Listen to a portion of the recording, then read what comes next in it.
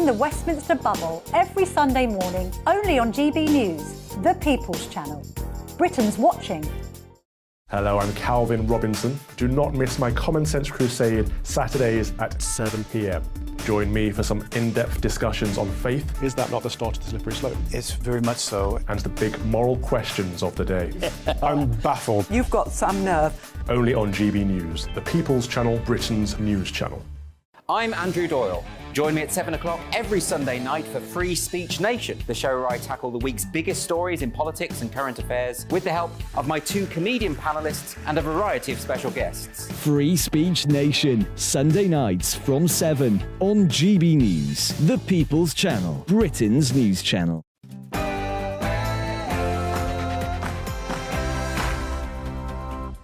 Very good afternoon, everybody. Patrick Christies here on GB News with you 3 until 6. I'm going in with Lawless Britain. I woke up this morning to several really serious crime stories. The police not learning their lessons from the Grinder killer, a murder, another suspicious death, a man on the loose with a crowbar in Manchester, 500 burglaries a day not being solved. What on earth is going on in Britain? Aren't we now lawless? In other news as well, though, yes, the BBC boss has decided to quit, and I just wonder whether or not now this is a sign for them to purge some of the left-wingers as well. Is it just bias one way? Let me know what you think about all of that. In other news as well, we were promised a bonfire of EU laws post-Brexit, weren't we? We're not getting it, we're just getting some kind of smouldering embers. Apparently, I'll be telling you exactly which laws we are and are not losing, and whether or not that really affects you. And finally, I'm sure this one's going to get you going. The royal popularity stakes are out, and William and Kate are right at the top of the list. They are by far and away the most popular royals. Controversial question this, but get your views coming in.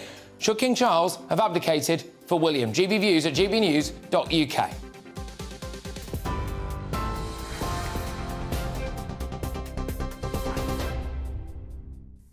Good afternoon, it's 1 minute past 3. I'm Rhiannon Jones in the GB newsroom. Richard Sharp has resigned as BBC chairman after a report found he breached the rules for public appointments. The review states he failed to properly disclose his involvement in the facilitation of an £800,000 loan guarantee to Boris Johnson. Mr Sharp says the breach was inadvertent and not material, but added he's quitting to prioritise the interests of the broadcaster. Leader of Lib Dems, Ed Davies, called for changes to the process of becoming the BBC chairman. I prefer an independent process, and I absolutely believe there should be a hearing to check the appointment by the cross-party select committee in the House of Commons for culture, media and sport. That's the only way to forward, so people can have confidence. Just allowing it to be the Prime Minister say so just won't work anymore. Prime Minister Rishi Sunak says the right process was followed. This is about doing things properly and professionally, and when concerns are raised, it's right that there is a proper process, an independent process, that we don't prejudge, we allow it to carry on, establish the facts of what happened, reach a conclusion. That's happened. Richard Sharp has resigned, but it's right that we do these things properly and professionally. I think most people will think that's the right thing to do.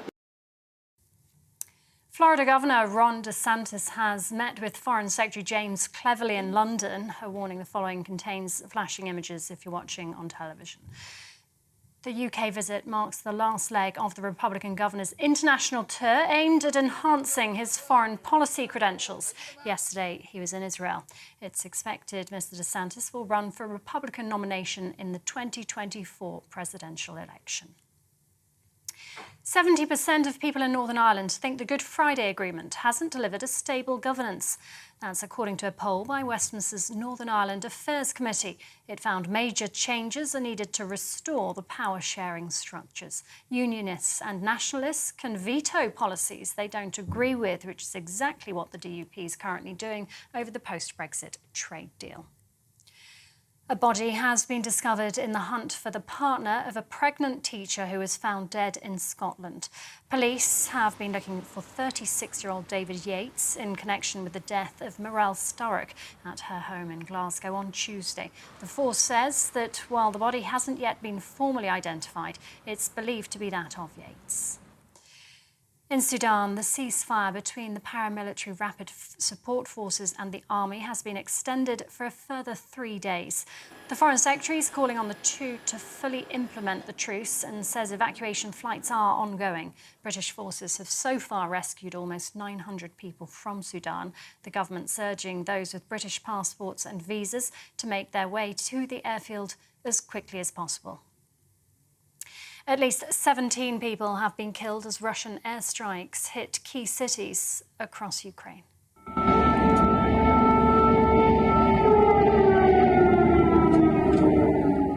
Two children are among those killed and 9 people have been taken to hospital. The attacks come as Ukraine set to launch an offensive with new military equipment from Western allies.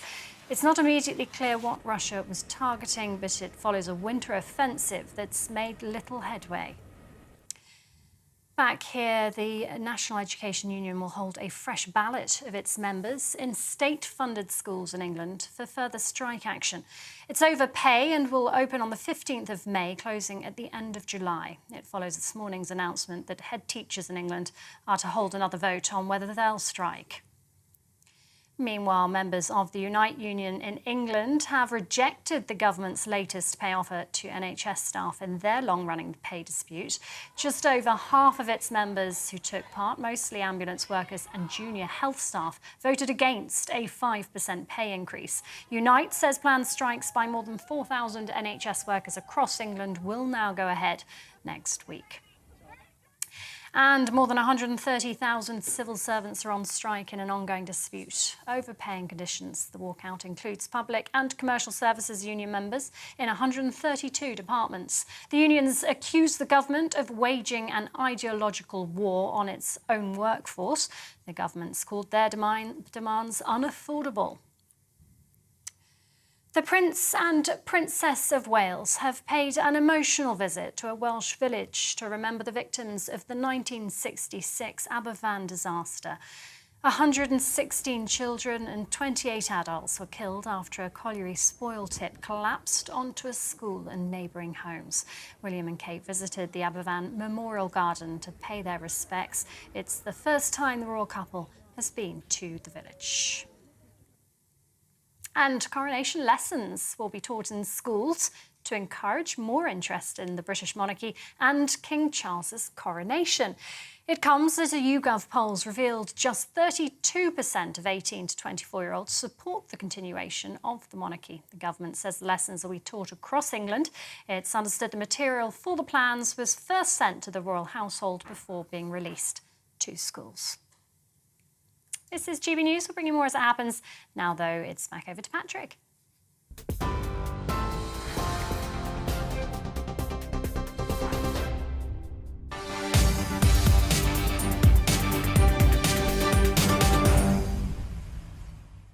Now, I woke up this morning to a procession of terrible crime stories, and it got me wondering whether or not we live in lawless Britain. I'm just going to give you a flavour of some of them now. Police apparently have not learnt their lessons after the grinder killer went on a spree, so that apparently could just be happening again. There are 3 people arrested on suspicion of murder in Nuneaton. There's a Scottish murder. Burglary stats are absolutely damning. You know, there's nearly 500 burglaries a day that go unsolved. Supposedly, there's a man walking around with a crowbar in the Manchester gay area who is doing rather a lot of damage to people there as well. What on earth is going on? Are we living in lawless Britain? I'm going to talk to succession of police officers on this, some of our own reporters as well, of course, and also some psychologists to drill down into this. Do you think that something really bizarre is going on in this country where people don't appear to be afraid of the law, they just don't care what is happening? Are the police up to scratch? But let's talk about that shocking report first into the Met Police. And they've been accused of calamitous litany of failures after a serial killer murdered 4 men. Stephen Poore met his victims on dating sites, including the gay dating app Grindr. The report says that despite the obvious links between the cases, it wasn't until the 4th murder victim's body was found that police realised they could have been killed by the same person. And the police watchdog warns that history could repeat itself. And this is really what I want to drill down into now, because officers aren't properly investigating unexpected or unexplained deaths, which essentially, reading between the lines, means that potential serial killers might not be being picked up, and this, I think, should concern everybody. Let's speak now to our London reporter, Lisa Hartle, who's at New Scotland Yard. Lisa, look, thank you very, very much. So what's going on with this report? Because it is terrifying that the police haven't learnt their lessons, it would seem. So the report's looking into how the Met carry out the investigations into deaths following the case of serial killer Stephen Port, who killed 4 men between 2014 and 2015. The 4 men were killed by Port, who drugged them with overdoses of GHB and then dumped their bodies near his flat in East London. The deaths, like you say, weren't seen as suspicious until the very final killing. The report was commissioned by the Mayor of London after an inquest into their deaths found that fundamental failures by police were likely to have contributed to the deaths of 3 of the men. The report found that the Met had made some improvements since the Port case, including better working arrangements between local officers and specialist murder investigation teams. But inspectors found that some Met police officers admit they still rely on luck to identify links between deaths on a local level. The inspection reviewed investigations into 100 deaths and found evidence of things such as poor training, supervision and handling of property and evidence. Mr. Parr said the force's resources are stretched and there is a young, inexperienced workforce. The report made 20 recommendations, including calling on Met officers to use more intelligence information when investigating deaths. Now, in response to this, the Met Assistant Commissioner Louisa Rolfe said the force is sincere in our desire to make real change to minimise the chance of a case like this ever happening again. She added, "We know we fell short in this case and the families did not get the service they needed or deserved. It's important we look again at this area and see what more we need to do to support families. We will fully consider the recommendations made and ensure these are not just fully addressed but embedded into our working practices." Yeah, look, Lisa, thank you very, very much for bringing us that update there. And it is just a phenomenal kind of launch pad, really, I think, for a wider discussion. I've got a couple of other stories up here that I want to bring to you now. Spate of crowbar attacks in Manchester sparks safety fears in Manchester's gay community. I'm looking at another one here now. You don't have to search very hard for these, by the way. They just fall into your lap. Almost 600 burglaries per day. I said 500 before not being solved. I did that down. Almost 600 burglaries per day not being solved. There is, of course, as well, 3 teenagers held on suspicion of murder after a man dies in a park attack. And, again, as well, some very concerning cases coming out of Scotland today, which we'll be bringing you later on as well. And I just wonder, what on earth is really going on? Is this as simple as the police aren't identifying serial killers, other killers, aren't solving basic burglary crimes, etc.? Is there something psychological going on now? We hear a lot, don't we, about younger people especially being ready and willing to just carry knives and stab people to death over absolutely nothing. But in the wake of all of these terrible crimes that I've laid out earlier, which I think would lead people to be forgiven for thinking that we are potentially hurtling towards lawless Britain, I want to ask today, are the police losing control? I'm joined now by Perry Benson, who's a former Detective Chief Inspector at the Met Police. Perry, look, thank you very much. And I'm a massive, massive supporter of the police. They have a very difficult job. But I've got to be honest with you, today, there were too many of these stories for me to have just done one after the other. And I think today, of all days, I thought, are we lawless? No, I don't think so. I think society does deserve better. I think policing is changing because of the number of officers that have left the policing over the last sort of 10 years since the governments have been involved. And whilst they've upped the recruitment to 20,000 officers, we've had 20,000 leave. So it does leave a lot of inexperienced officers out there. I just want to touch upon the Port thing. I was on the homicide command for over 17 years. And whilst the Port case is tragic and it is, the Met Police have made serious failings, actually investigating homicide is one of the best things that the Met does. You look at the detection rate for homicides, you look at the conviction rate for homicides, and the Met is one of the world's leaders in homicide investigations. And so I think this report is, whilst the recommendations are going to be taken by the Met and they will look at it, they have made lots of changes since the Port inquiry. So, for example, they've gone from using the phrase unexplained death to either expected or unexpected death. Now, that puts more pressure and onus on other people to review the crime scene and, if it's unexpected, need to make further inquiries. This report basically says that the police are still relying on luck to catch serial killers and other murderers. You're shaking your head there. Go on, why? Yeah, I completely disagree. Like I say, the Met Police Homicide Command is one of the world's best homicide commands anywhere in the world. The officers are dedicated. They use all the tactics and all the tools that they need to investigate murders, which is why they are so successful. I think there is more that needs to be done with training, in basic training for new officers that are joining the police. And certainly when they're attending any scene of an incident, they should be calling for supervisory support. They then should be calling the homicide command, who are more than willing to attend to any incident, which they do regularly. There's so many incidents that the homicide command attend which are never reported to the media. And as I say, the homicide teams are led by serious senior investigating officers like I was, and they use every tool and tactic to investigate murders. So I think there's lessons to be learnt, but there's so much good that the Met Police and the homicide command do. Yeah, I've got to ask you, though, about those new recruits that you were saying. I mean, look, I take no pleasure in sometimes reporting the more salacious elements of this, like an individual who had a pet therapy slug that apparently they wanted to take with them to a police recruitment course, someone whose mum called up and said, oh, you're being too harsh on them. And I know those are the absolute horror stories, and you would hope that most of those people never actually find their way onto the beat, or they possibly get the therapy they need, actually. But are our new recruits any good? I think they are, but obviously one of the things that's certainly changed in the Met Police over the last sort of 10, 15 years is the disbanding of the Hendon Training College. Now, when I joined the police, Hendon Training College was seen as one of the world's best training colleges throughout the whole world. And, you had to do a residential course where you were taught discipline, you were taught the law, you were taught about all the values of the policing. That has been eroded over the years because of all the cutbacks by governments, and the police have had to sell off police stations, they've had to sell off the Hendon Training College, they've had to be innovative in the way they teach new recruits. But I think a lot of that is lost then on the new recruits. They don't understand sort of the values, and it's harder to sort of teach the discipline as it used to be previously in my experience. And so I think we do need to support the younger officers. But the biggest problem, like I say, is there's so many officers now disillusioned with policing because of all the public outcries, which some of it is justifiable. Some of it, I think, is maybe a bit too strong.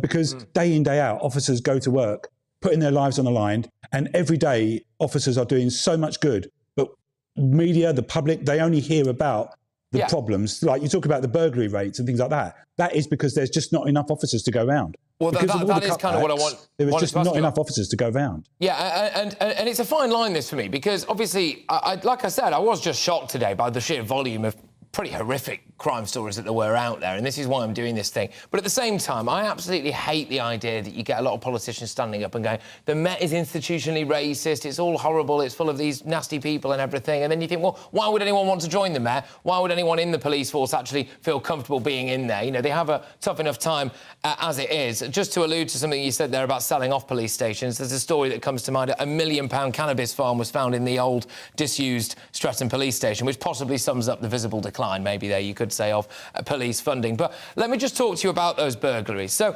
almost 600 burglaries per day went unsolved last year, and violent crime is soaring as well. So 77% of cases, apparently, were closed by police in England and Wales with no suspect identified. Now, if I was a burglar, I would fancy my chances, and that's a problem, isn't it? It's a huge problem, but it goes back to the resources. Because obviously, the country has grown in terms of, the population, and policing numbers have shrunk. So whilst the government said they were going to recruit 20,000 new officers, the fact is they've lost a lot of experienced officers. So they've literally counted out to each other. And like I said earlier, there's not enough officers to go around, to work with the local communities. We want to provide that support. We want to solve all the crimes. But there is just not enough police officers. There's not enough police stations. The areas have all been merged together into BCUs. Command units, and so there is just not enough officers to go around. So it is tragic that society, and if you're a victim of crime in this current day and age, that you are going to likely get a poor service unless it's something serious. But that's just the reality, and it really, just as I say, keeps coming back to the government cutbacks. And I don't want to get too political, but with all the government cutbacks, you look at the salary that they pay police officers. If they increase the salary, that would attract more officers. They're doing a lot of work to recruit from universities, and that is a really good place to recruit. But that's not the answer. You used to be able to join the police with common sense, and that has kind of been lost, I think, over the years. I completely get that. Absolutely. And all this talk of strike Armageddon and all of this stuff, I think one group of people who I would be squarely behind getting a whopping great pay rise would be our police force. But can I just ask you, I'm going to talk to a psychologist a bit later on, a criminal psychologist, and do you think as though part of the problem is actually the upbringing of some kids that are taking place right now? People walking around with knives, glamorising some kind of gangster lifestyle, stabbing each other to death over 10 pounds of weed or something like that. I mean, actually, if we're being honest, is the upbringing of kids getting worse, and is that having an impact on crime stats? I mean, I think it's a very complex question. I think, certainly in my experience, it is tragic that young people nowadays feel that they have to carry knives to protect themselves. And certainly from my experience working on homicides and the murders that I dealt with, people would say that they carried a knife themselves because if they didn't carry a knife, the next person would carry a knife, and they felt they had to protect themselves.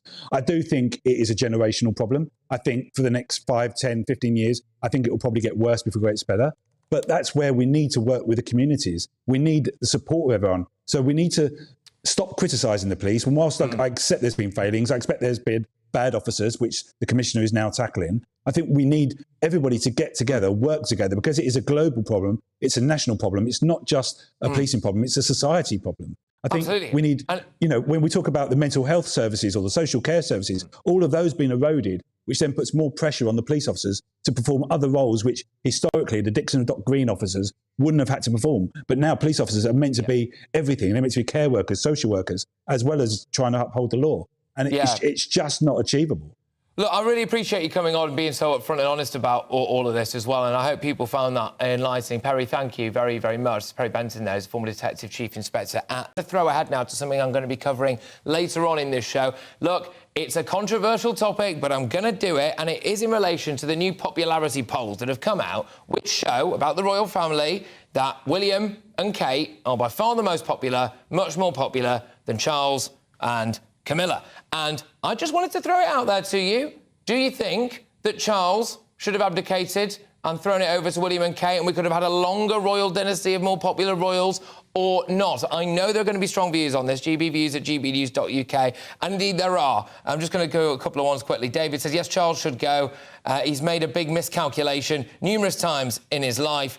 He's not a fan of Camilla. I'm paraphrasing there to say the least. However, also Graham says, look, I'm not a royalist. I've been an avid supporter of King Charles, but in recent times he appears to have gone off him a little bit. But then there's a lot of people here, Mary, for example, saying, Patrick, I'm disappointed. It's Kathleen. Sorry, Kathleen. I'm disappointed, Patrick, that you should at this time attempt to undermine the due process of the coronation of our king. And that, of course, is the argument against it, isn't it? That actually King Charles is due process, and potentially maybe you just quite like him as a person as well. But we'll be having that discussion because these new popularity polls have just dropped. GB views at gbnews.uk. But yes, yesterday I talked about civil servants trying to get Steve Barclay the sack. Today, they're on strike. I'm Patrick Christies on GB News, Britain's news channel.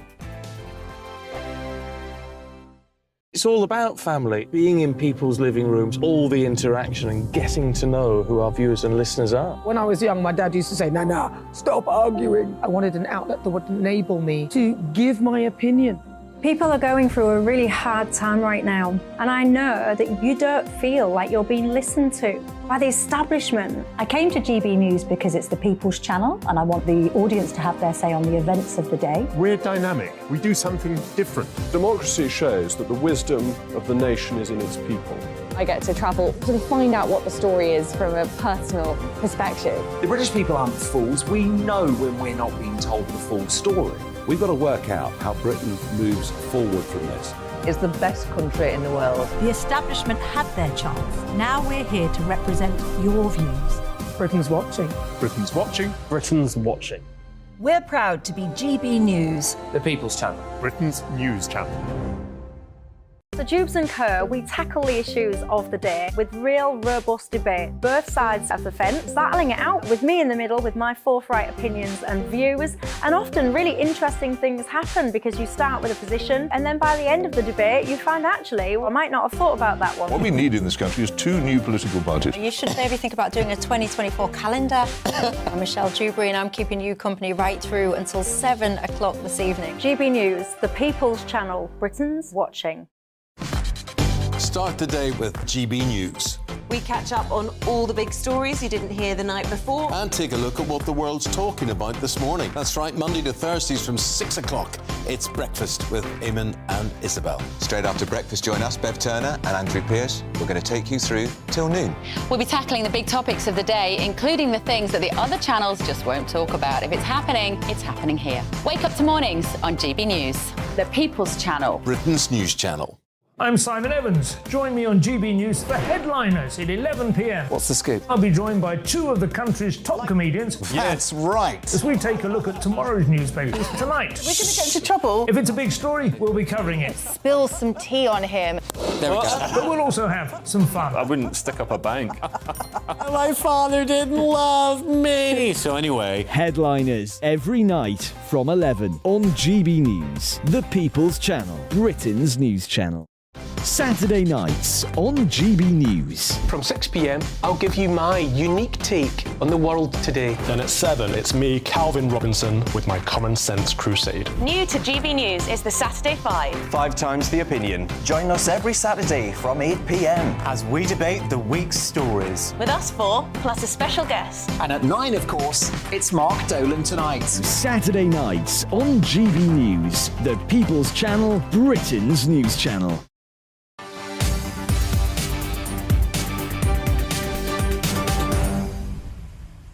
Yes, afternoon all. Now, what do you make of this? A union boss has accused government ministers of waging an ideological war on civil servants. So there's a bit of back and forth going on here, isn't there? More than 130,000 officials have gone on strike today as part of a long-running dispute over pay, jobs and conditions. And Mark Zavodka, who's the General Secretary of the Public and Commercial Services Union, says the government is launching incessant attacks on its own workforce. Let's speak now to our national reporter, Paul Hawkins, who's in Westminster for us. Paul, what is going on here? Because the government ministers, some of them are saying that the civil service has been infiltrated by activists who are trying to bring them down. The civil service is saying that the government's waging an ideological war. What's happening? Both are true at the same time, it appears, Patrick. I'm standing in front of the Ministry of Defence building, not for some random reason, but because earlier today there was a big rally here to mark this pretty significant strike, frankly, from civil servants. 130,000, that's roughly 1 in 4 full-time civil servants that are going on strike today. There was a big rally right where I'm standing here, big platform, quite a few speeches, knocking number 10 and number 11, which are just over the road behind our camera position. The reason they're on strike is job, pay, pensions, redundancy terms as well. That's one of the big factors. Now, the government initially offered 2 to 3% pay increase. The unions were sticking, or the PCS union, we should say, the Public Commercial Services Union, was sticking to 10. The government improved that offer to 4.5%, 5% for the very lowest paid civil servants, but the PCS rejected that offer. The government says it can't afford any more than that, and this is what the union had to say about that. We just don't buy that. I mean, this is the government who has written off billions of pounds of public funds for undelivered contracts during the pandemic, who it seems to us and our union and our members, more importantly, that it depends on who you are as to whether or not the government can help you out. Everyone knows that if the government actually was serious about helping the entire public sector, not just our members, but other public sector workers as well, they could afford to give them 10% pay rise. It would be a drop in the ocean for the overall budget and economy of this country. And more importantly, it would help build the economy back up in this country. But instead, the government's priorities are totally different. Yeah. And so we don't accept that it's not affordable. So a pretty significant strike by civil servants today. People are really going to feel this over the next month because you've got the Department of Work and Pensions, huge government department. A lot of their personnel will be going on strike over the next month. You've then got the Care Quality Commission, the Passport Office as well, and then HMRC. So lots of big government departments sort of front-facing government departments, a lot of people that deal with the public, you know, when you want to phone up, get your tax code, etc. from HMRC, those kind of people will be going on strike over the next month. And just before I go, Patrick, as well, the NEU, the National Education Union, they've announced this afternoon they're going to ballot their members on strike action. So they're joining the National Association of Head Teachers. Teachers, of course, going on strike on Tuesday. They're going to then ballot their members from mid-May to the end of July for more industrial action. And significantly, in terms of the NHS, Unite have rejected the government's pay offer this afternoon. Unison accepted it. They're the NHS's biggest union, but Unite have rejected it this afternoon. The Royal College of Midwifery, the Chartered Society of Physiotherapy accepted the pay deal, but Unite have rejected it. Around about 4 o'clock, we'll find out whether GMB, they're another big union within the NHS, whether they've voted to accept or reject the government's latest pay offer. Absolutely. Look, Paul, thank you very, very much. Paul Hawkins, our national reporter, just giving us the lowdown on those civil service strikes. Now, look, whilst I was, of course, listening to Paul, I was also going on now the civil service website for job vacancies and see what kind of stuff that you can get. And you can be a chief digital officer at the Department for Levelling Up Housing and Communities, 120 grand a year. That's pretty good. It looks to me as though, from the description there, you can work from home as well. There's a lot going about here about health and safety. You can get 50 grand a year if you want to be a health and safety officer there, which I think is quite nice work if you can get that, isn't it? There's one here about a Power BI developer. Anyone know what that is? Maybe it's just me, a Power BI developer here. But hurry, because you've got to apply before 11:55 p.m. on Sunday the 30th of April. And your job summary, as far as I can tell here, involves looking for you to do deliverability. It's one of the vaguest job descriptions. Maybe this means something to someone who works in Power BI. But yeah, you will be on a cool £47,000 a year with an allowance of £10,000.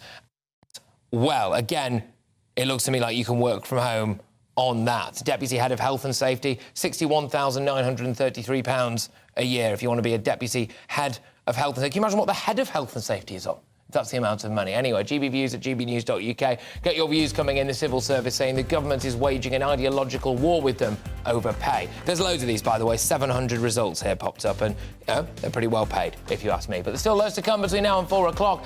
Tory donor Richard Sharp has resigned as BBC chairman, but will any lefties at the Beeb now follow him out of the door? And I take a little look back at some of the previous people who held his position and find out what happened when Joe Biden answered questions from a bunch of kids. Here's a clue.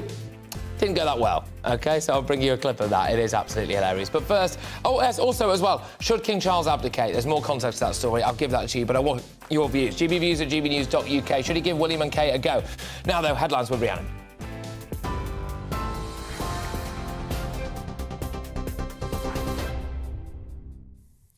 Patrick, thank you. It's 3:31, your top stories from the GB newsroom. Richard Sharp has resigned as BBC chairman after a report found he breached the rules for public appointments.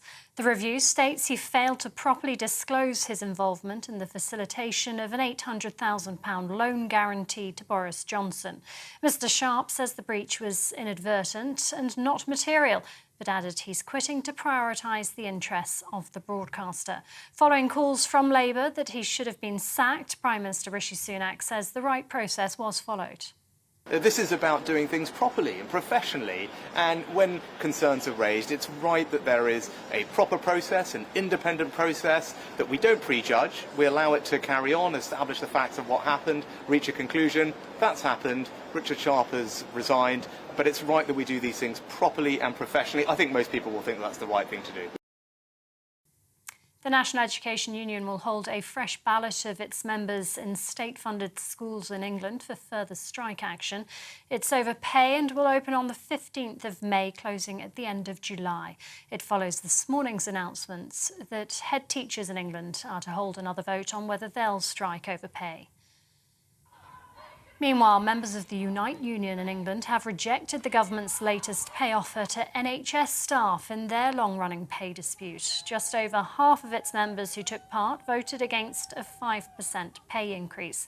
Unite says planned strikes by more than 4,000 NHS workers across England will now go ahead next week. At least 17 people have been killed as Russian airstrikes hit key cities across Ukraine. 2 children are among those killed. The attacks come as Ukraine's set to launch an offensive with new military equipment from Western allies. And the Prince and Princess of Wales have paid an emotional visit to a Welsh village to remember the victims of the 1966 Aberfan disaster. 116 children and 28 adults were killed after a colliery spoil tip collapsed onto a school and neighbouring homes. William and Kate visited the Aberfan Memorial Garden on the site of the former primary school to pay their respects. TV online, DAB+ radio and on TuneIn, this is GB News.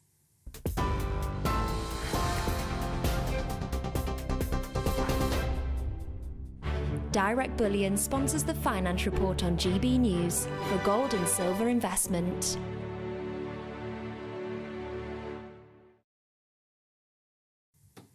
Here's a quick snapshot of today's markets. The pound will buy you $1.2521 and €1.1376. The price of gold is £1,583.99 per ounce, and the FTSE 100's at 7,856 points. Direct Bullion sponsors the Finance Report on GB News for gold and silver investment.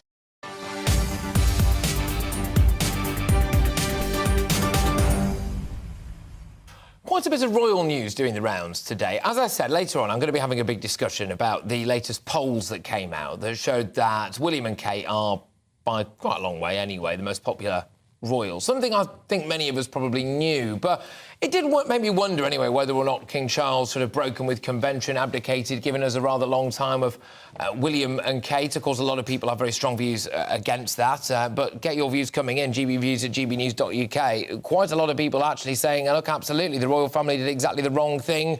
What we needed was a young king, but I think that's possibly a bit unfair, especially in the run-up to his coronation. But there we are. The polls are the polls, as they say. But in other semi-royal news, we all know that Meghan Markle loves her privacy and just wants to be left alone. So like anyone who wants to keep their head down, she's reportedly signed one of the biggest talent agencies in Hollywood. Now, the Duchess of Sussex is supposedly not interested in going back to acting, just as well, really, isn't it?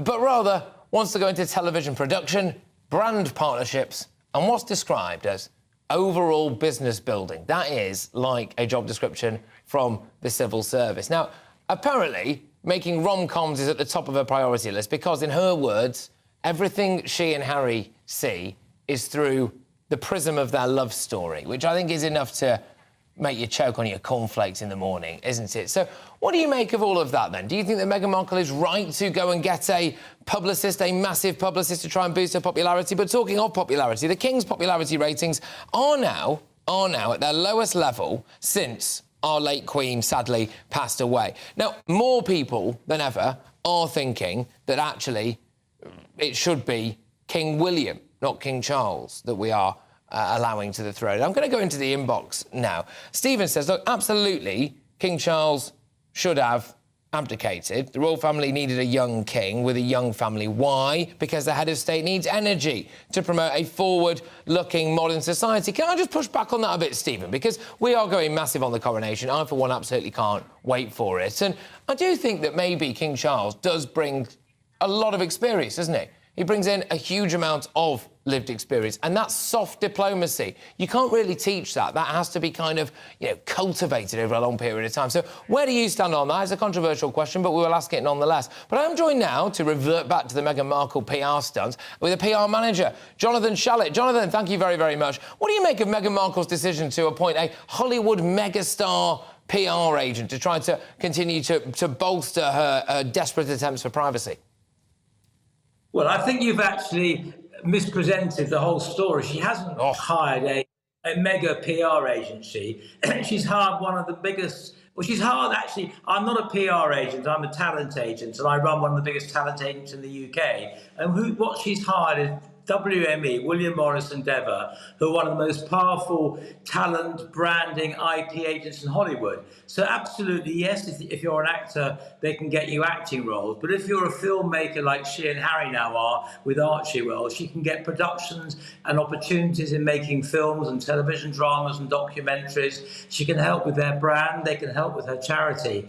And so she's joined up with the most powerful company in Hollywood to help develop the whole business and corporation that her and Harry are developing. It's actually a very smart move by her because she's now working with an organisation that really knows best in Hollywood. And if you go to Hollywood, they're exactly the kind of company you want to work with.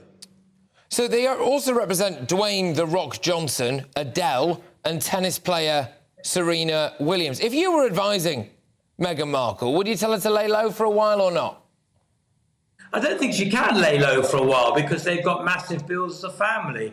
The cost of being in Hollywood, the security, the home, the school, everything they need to live a reasonable life is very expensive. And they don't get income for the United Kingdom. They've got to earn the money. I do think, to be fair to them, there are some double standards in Britain against them. On the one hand, they're criticising them for earning money, but on the other hand, they're saying they can't get money from the UK taxpayer. We can't have it both ways, so they can't get money from the UK taxpayer, but they can't earn money because they've got to live. If we're going to not provide them with security, which rightly we're not, because it's very expensive as in the UK taxpayer, they've got to pay for their own security. But the kind of security they want, need, should I say, costs millions a year. So I think they seem to be conducting themselves in a way you'd expect of private people. Do you think that she's potentially quite toxic? I think the media representation in the UK and the media representation outside the UK is very different. Indeed, the representation of Meghan and Harry is very different between age groups in England. And I've got that exact example in my family. My wife can't stand Meghan. My daughter adores her, and that's the age difference. My wife's at a certain age. My daughter is early 30s. And she and her age group think Meghan's fantastic. My wife's age group thinks she's terrible. In America, they think she's fairly good. They might question perhaps the way she's discussed some of the private elements of the family in interviews, but by and large, she's making headway in a very challenging town. And she's making documentaries, she's got commissions, being in business with Netflix, a fantastic opportunity. WME is a great agency to work with. So I suspect this will enhance her brand and lead to greater success. It's almost marrying Harry was actually, yeah, isn't it? But that would be the cynic in me. Look, can I just ask you a quick one before I let you go, Jonathan, if that's all right, because it throws ahead to a discussion I'm having a bit later on, and it is about the popularity polls of various members of the royal family at the moment. So nearly half of people questioned by an Ipsos poll think that Charles is doing a good job, but that is down from the peak of 61% in the polls. And I just want to know whether or not you think, for the royal family as a brand, for the monarchy really, as an institution, as a brand, do you think there might have been a case to be had that Charles should have stepped aside for William and Kate, young, energetic, popular people with a young family who could have had a very long reign? Do you think that would have done our monarchy better? I don't actually know. First of all, I think King Charles and Queen Camilla are doing an incredibly good job. Secondly, you need experience as well. The relationship that King Charles has around the world with the Commonwealth, with companies, with industrialists, with entrepreneurs, he has a global set of relationships very valuable to this country. And yes, William will be an excellent king, but I think William needs to develop those relationships. And I get the impression he probably agrees with that and is happy for his father to do what he's doing. His father's going to go on global tours now as King of England. It'll be great for income to this country. William will also learn. I'd also add that as parents of a young family, it's a full-time job being parents. If William was King of England, he wouldn't be able to give his wife and children the attention needed. I think we should be very grateful to King Charles and Queen Camilla. I think everything points towards them having a fantastic reign. I think they're not clearly going to be the monarchs as long as the Queen, because they haven't started at the Queen's young age, and of course they start older if they haven't got the energy of their son, but equally they've got the experience. And you must remember that many of the issues of today Charles was talking about long before they were fashionable. So actually Charles for all the flack he got for interfering, was so right in many of the things he said. And I think you'll also find the way he's approached the coronation, with being a meritocracy, bringing people involved who have never had a chance in years gone by, excluding people who automatically thought they had a birthright to be at a coronation. Yes. Everything points to him being the kind of king we love. I think he's almost becoming the nation's favourite grandfather. He does seem, and I think people love the way that him and Camilla are so clearly in love. People love the way she clearly handles him, maybe the right word, in the sense that she allows him to be King Charles, but at the same time, you know, behind every great man is a great woman, and she clearly seems to be that.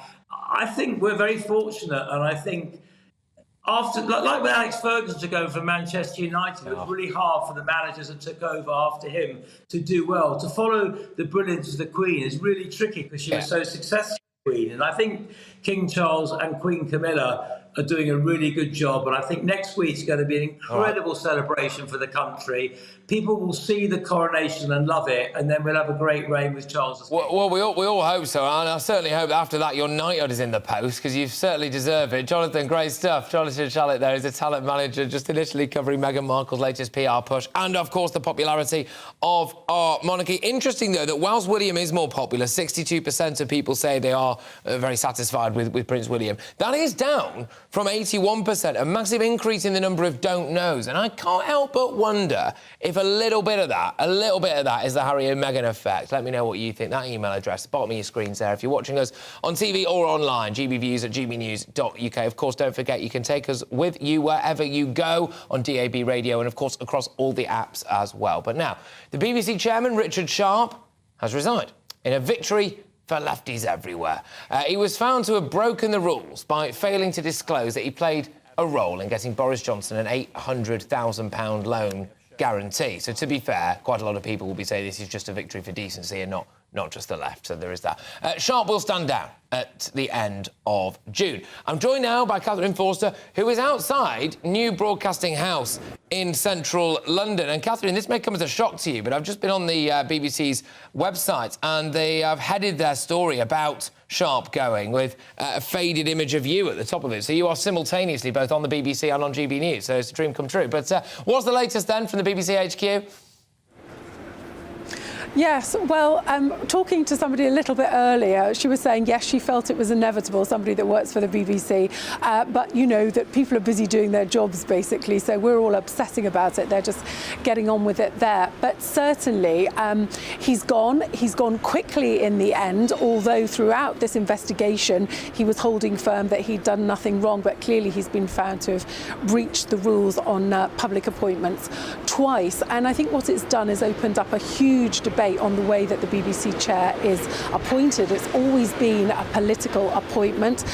You know, he owes his position to Boris Johnson, ultimately. That has been the case going back. It's always the Prime Minister, ultimately, that recommends these appointments. But real calls now for that to change going forward. Now, Labour obviously are pushing for that because potentially Rishi Sunak will oversee the appointments of a new chair. That would be a 4-year term. Labour are supposing that they're going to get into government before then. So it raises a lot of questions and, of course, comes at a very difficult time for the BBC. Big questions about impartiality, big questions about its funding and where it goes, and really interesting to see what happens now. But Rishi Sunak absolutely not ruling out that it's going to continue to be a political appointment. Catherine, thank you very, very much. Catherine Forster there is outside New Broadcasting House in central London. And Catherine raises some serious points about this and about the politicisation of that role. Going back to 2000, Greg Dyke, who donated 50 grand to Labour, appointed BBC Director General. 2001, Gavin Davies, Labour member and donor, appointed chairman of the BBC. 2007, Michael Lyons, Labour member, former Labour councillor, appointed chairman of the BBC. But now apparently it's more of an issue than it was before. I suspect it's because there's more direct money involved. Anyway, we were promised a bonfire of EU laws, but that bonfire appears to have been extinguished. I'm Patrick Christies on GB News, and we are Britain's news channel. I joined GB News because I was sick and tired of not hearing my views being represented, not just mine, but so many people that I knew and spoke to. I just couldn't get my voice out there. I couldn't say anything, I couldn't do anything. Whatever the narrative was, I kind of had to follow it. GB News is there to provide a voice for those who have been ignored by the establishment media. We think different things, we've got a different style. GB News is here to be optimistic and positive about the future. It's real kind of dynamic and flowing, with the audience very much at the heart of it, like a big family. Here at GB News, we talk about the things that matter to you. Hearing the voices from right across our towns and cities, especially our towns. All sides of the argument represented with a heavy dose of opinion. We're on a mission here to make a difference. And the GB News family really is here for you, and whatever time of day you can watch or listen. Britain's watching. Britain's watching. We're proud to be GB News, The People's Channel. Britain's news channel. Westminster is going around in ever-decreasing circles, followed by the media. Britain is broken. How on earth did we get into this mess? But more importantly, how do we get out of it? Join me at 7 p.m, Mondays to Thursdays on Farage. Here on GB News, we will have open, rational debate. We've got to work out how Britain moves forward from this. Join us here on GB News, the People's Channel. Britain is watching. You've probably seen politicians interviewed 1,000 times, but we do it differently. We find out who they really are, we don't shout, we chat, and hopefully we bring a bit of light, not just heat. Did you know Kate Moss? Apparently. Do you have a pair of jeans or a pair of jeans? No, of course I don't. What would I do with them? My friends are like, oh my God, what's she doing now? Join me every Sunday at 6 for Gloria Meets, only on GB News, the People's Channel, Britain's news channel.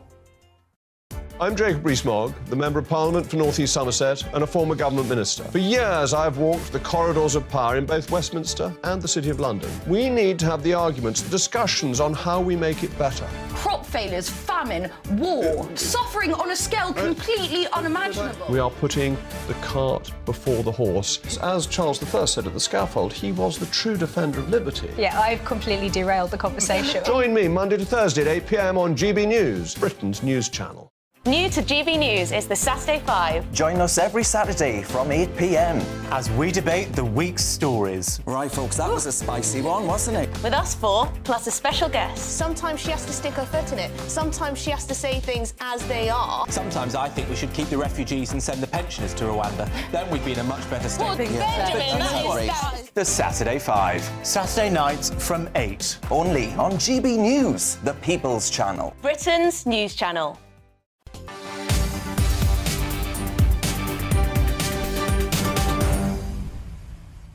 OK, so a man who sexually abused his daughter now identifies as a woman. And not only that, but Clive Bundy now uses the name of a regular GB News contributor. And I decided to have a chat with this particular individual to see how they feel about it. I'm joined now by Baroness Claire Fox in one of the more bizarre interactions I think that we're possibly about to have, Claire. But, look, just talk me through what's going on here.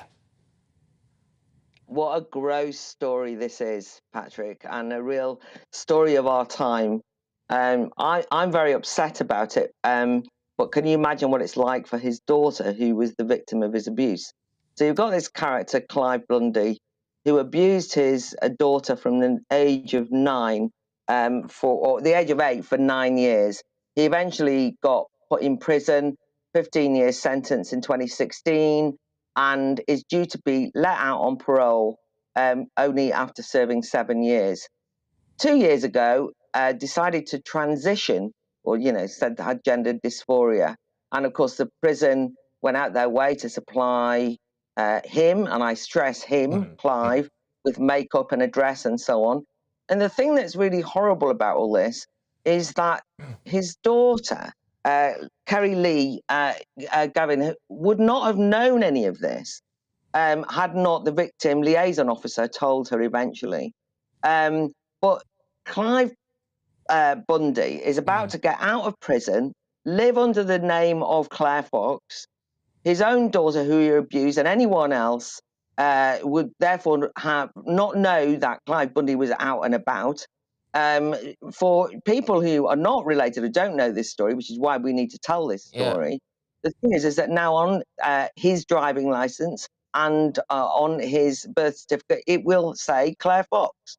And obviously this is a joke, but it's an attempt at erasing and disguise his crimes, disguising his heinous crimes, and the Ministry of Justice say, oh yeah, well, what can we do? You know, we can't misgender or, you know, go against the wishes of this transgender woman as we're now supposed to behave. What a horrible situation. Look, it's absolutely disgusting, and you're completely right to highlight that the big victim in all of this, quite literally, is his daughter, who was sadly abused. But this is a symptomatic case of something we're going to see a lot more of, and it appears to be a clear and obvious loophole for absolute, complete and utter monsters like this chap to use and hurtle head first through and go, well, I'm going to change my name and get a new identity and start again. And you could end up... Let's say this guy decides he wants to be a painted decorator or something, and, you know, he's going to be going around to people's houses, they might have kids. I mean, it is just monstrous, isn't it?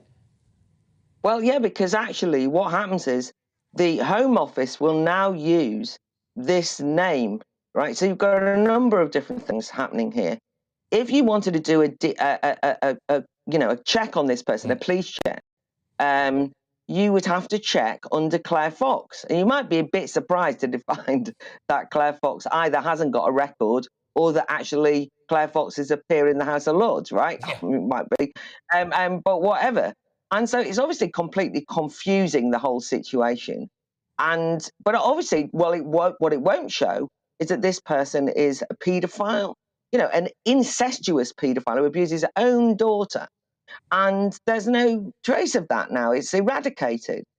I mean, you know, I've kind of tried to make light of this and joke at a silly level, which is if Clive Bundy appears on social media as Claire Fox and thinks it's going to make his life easier, he might not realise how many trolls I've got and understand that he's actually likely to be under... I mean, if it doesn't matter which on every few months, because there's a few other Claire Foxes who are genuinely ordinary Claire Foxes, and I always feel sorry for them, that on occasion they get the nasty, you know, the FBPE people or those kind of trans activists who absolutely hate me and think I'm a bigot going for him. That would be a moment of irony. But this is obviously an attempt at trolling as well. His daughter actually believes that he's chosen my name as a kind of flagrant act of entering into the kind of trans activism, you know, it's a kind of two fingers trolling to those of us who are gender critical and have tried to draw attention to the lunacy that's going on in relation to people refusing in official positions like the Home Office, refusing to acknowledge this is a man. It's Clive Bundy. And, you know, one thing, changing your name, changing your gender just as simply as that is not on. Oh, like I said before, you're right to identify, you know, the real victim in all of this is his daughter, but also it's the fact that now this guy can basically, in a sense, commit identity fraud and pose with your name, arguably deliberately, and you wouldn't be, but you get what I mean when you say are now linked with this guy's an incestuous paedophile. I feel linked to it, Patrick. That's what's so horrible about it. I feel somehow implicated in this horrible, sordid story, right? I mean, you know, it means that when Clive Bundy, you know, if, and I hope never, but, you know, has been let out early, does some terrible crime, but certainly the crimes that have been committed, my name is associated with it. It's an extremely unpleasant feeling, but I don't want to make this about me. I want to make it about the loophole. I really hope Lucy Allen is Kerry-Ann, the daughter's MP, and she's been doing some good work. That's where I first heard about it, when Lucy Allen raised it in Parliament. I nearly had a heart attack, and it's just hit the press now.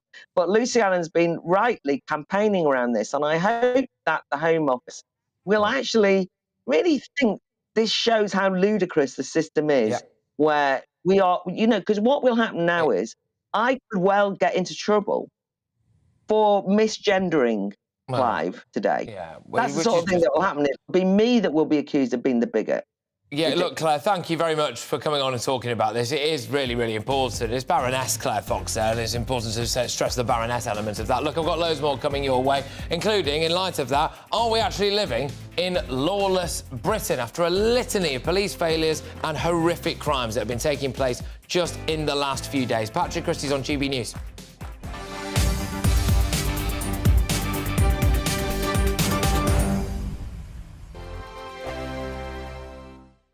Monday to Thursday nights on GB News. At 6, it's Dubes & Co. 7 o'clock, Farage. At 8, join Jacob Rees-Mogg. And at 9, Dan Wootton Tonight, followed by Headliners. On TV, radio and online. This is GB News. First and foremost, I am a GB News fan, and I was before I was working here. Just love the fact that we're asking the questions that a lot of establishment media won't ask. With a bit of a twist, we not only want to inform you, but we want to keep you entertained. It's worth the drive because you get in and the team's all ready and waiting, they're itching to go, and it's a proper little family. GB News is the people's channel. It's the audience that makes the programme sing. We're giving our viewers and our listeners a voice. I see the thousands of your letters, tweets, emails, you name it, coming in. Britain is broken. How on earth did we get into this mess? But more importantly, how do we get out of it? The establishment had their chance. Now we're here to represent you. It's time for something different. It's time for GB News. I'm very patriotic. I believe in Britain. Our best days lie ahead. Britain's watching. Britain's watching. Join us here on GB News. The people's channel. Britain's news channel. Join me, Patrick Christies, Monday to Friday, 3 till 6. We tackle the day's news agenda like you've never seen before. It's high tempo, high octane, the most controversial topics, and the best guests. You will not be able to take your eyes and ears off it. I'm not afraid to ask the questions that you really want answered. 3 till 6 p.m, Monday to Friday on GB News, the People's Channel, Britain's news channel. GB News has its own late-night paper preview show, Headliners, where comedians take you through the next day's top news stories. You don't have to bother reading the newspaper, we've got it covered for you. Headliners, every night at 11 p.m, and repeated every morning at 5 a.m. We won't send you to sleep like some of the other paper review shows out there. GB News, the People's Channel, Britain's news channel. Join me, Camilla Tominey, on Sunday mornings from 9:30, taking the politicians to task and breaking out of SW1 to see how their decisions are affecting you across the UK. Bursting the Westminster bubble every Sunday morning, only on GB News, the People's Channel. Britain's watching.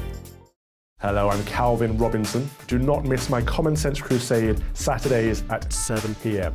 Join me for some in-depth discussions on faith. Is that not the start of the slippery slope? It's very much so. And the big moral questions of the day. I'm baffled. You've got some nerve. Only on GB News, the People's Channel, Britain's news channel. I'm Andrew Doyle. Join me at 7 o'clock every Sunday night for Free Speech Nation, the show where I tackle the week's biggest stories in politics and current affairs with the help of my 2 comedian panellists and a variety of special guests. Free Speech Nation, Sunday nights from 7 on GB News, the People's Channel, Britain's news channel.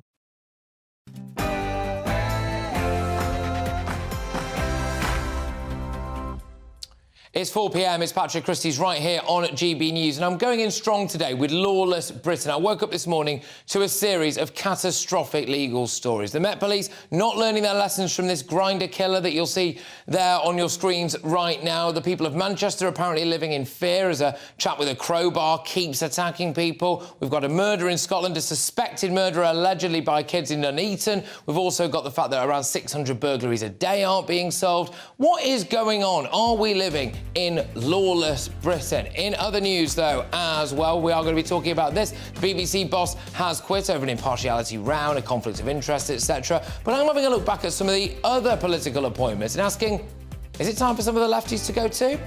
In other news, we're also going to be touching on all of this as well, aren't we? Kate is your favourite, apparently, when it comes to the royals. It has led to calls from some quarters, not from me, I'm at pains to stress, for King Charles to have abdicated and for William and Kate to have had a longer run as King and Queen. Where are you on that? It's a controversial issue, but I want to hear from you on it. And finally as well, yeah, get a load of this. We noticed this one earlier on. Look, Rishi Sunak has decided to fly from Scotland to Wales today. Aren't we all being told to cut back and hit net zero targets, and it's hitting us all in the pocket? What about this? Hey? Anyway, Patrick Christies here on GB News. Get your views coming in thick and fast. GB Views at gbnews.uk. Headlines now.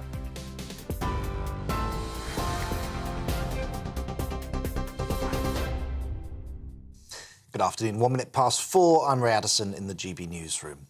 Richard Sharp has resigned as chairman of the BBC after a report found that he breached the rules for public appointments. The review says that he failed to properly disclose his involvement in facilitating an £800,000 loan guarantee for Boris Johnson. Mr Sharp says the breach was inadvertent, but he's quitting to prioritise the interests of the broadcaster. Liberal Democrats leader Ed Davey says the appointments process needs to be changed.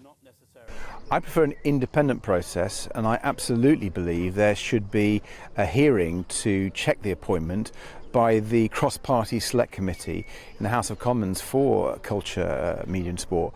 That's the only way to forward, so people can have confidence.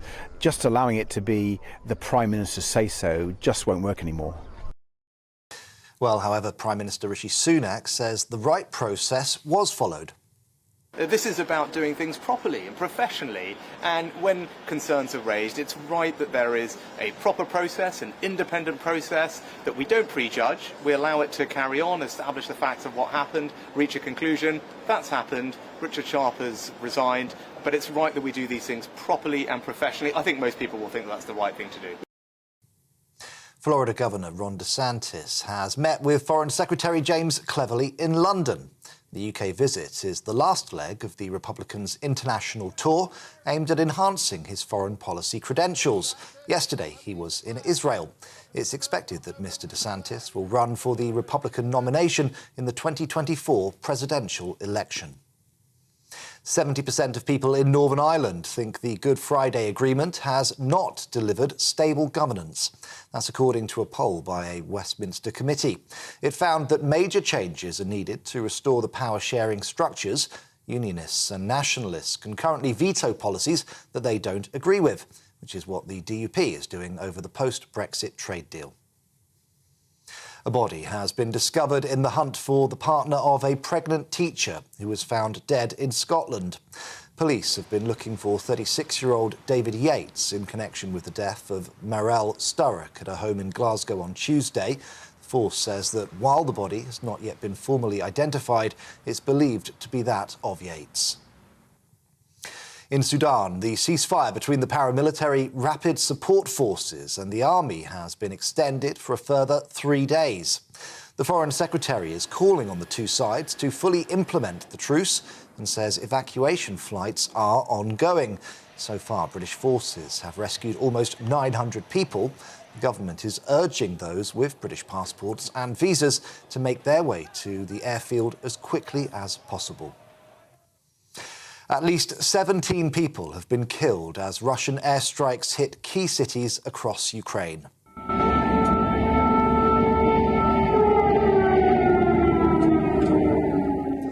Well, 2 children are among those killed and 9 people have been taken to hospital. The attacks come as Ukraine is set to launch an offensive with new military equipment supplied by Western allies. It follows a winter offensive where Moscow has made little headway. The National Education Union plans to reballot its members in state-funded schools in England over further strike action. The vote in a dispute over pay will open on the 15th of May and close at the end of July. It follows an announcement this morning that head teachers in England will hold another vote on whether they'll strike. Well, meanwhile, members of the Unite Union in England have rejected the government's latest pay offer to NHS staff in their long-running pay dispute. Just over half of its members who took part, mostly ambulance and junior health workers, voted against a 5% pay increase. Unite says planned strikes by more than 4,000 NHS workers across England will now go ahead next week.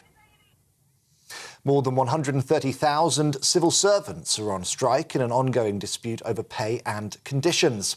The walkout includes public and commercial services union members in 132 departments. The union has accused the government of waging an ideological war on its own workforce. However, the government says their demands are unaffordable. And the Prince and Princess of Wales have paid an emotional visit to a Welsh village to remember the victims of the 1966 Aberfan disaster.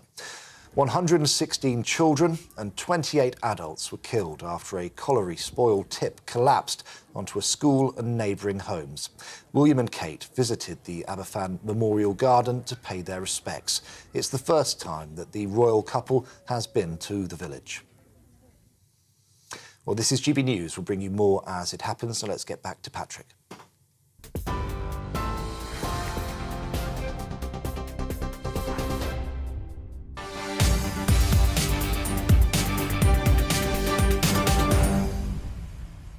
Quick bit of breaking news right at the top. Members of the GMB union have accepted the government's pay offer to health workers. It comes after another union, Unite, rejected the latest pay offer. Just one more time on that breaking news. Members of the GMB union have accepted the government's pay offer to health workers. It comes after another union, Unite, rejected the latest pay offer. Right, OK, so moving on from that now.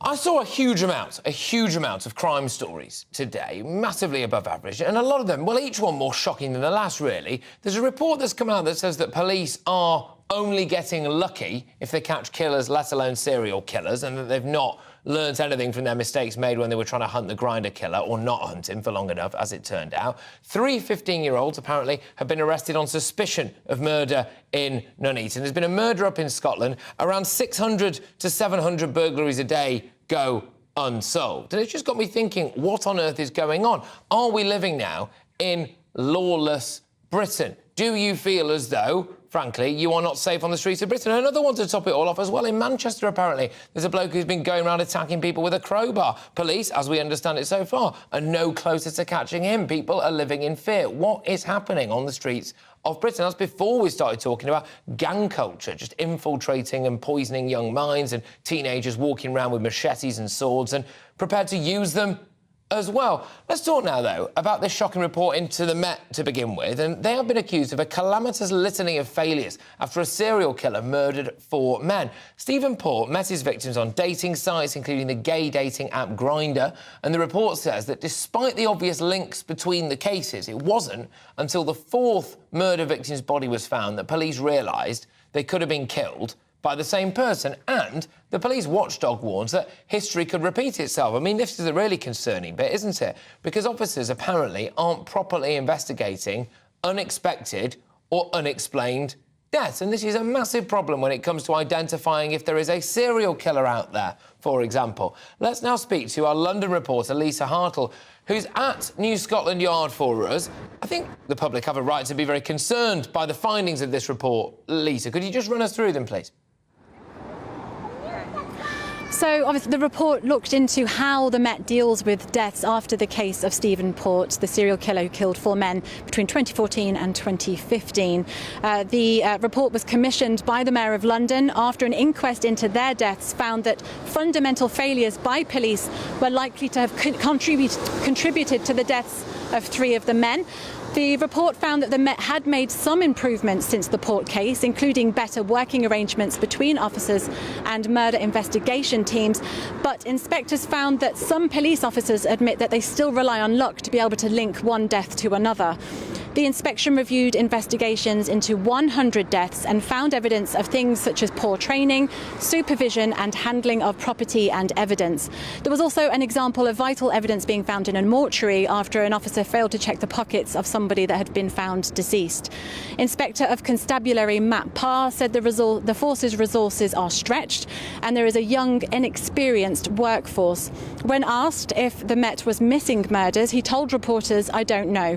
Considering the number of unexpected deaths, it seems to me likely, if not certain, that among the deaths that they do not classify as homicide, that there are some." In response to this, the Met Assistant Commissioner Louisa Rolfe said that the force is sincere in our desire to make real change to minimise the chance of a case like this ever happening again. She added, "We know we fell short in this case and the families did not get the service they needed or deserved. It is important we look again at this area to see what more we can do to support families. We will fully consider the recommendations made and ensure these are not just fully addressed, but embedded into our working practices."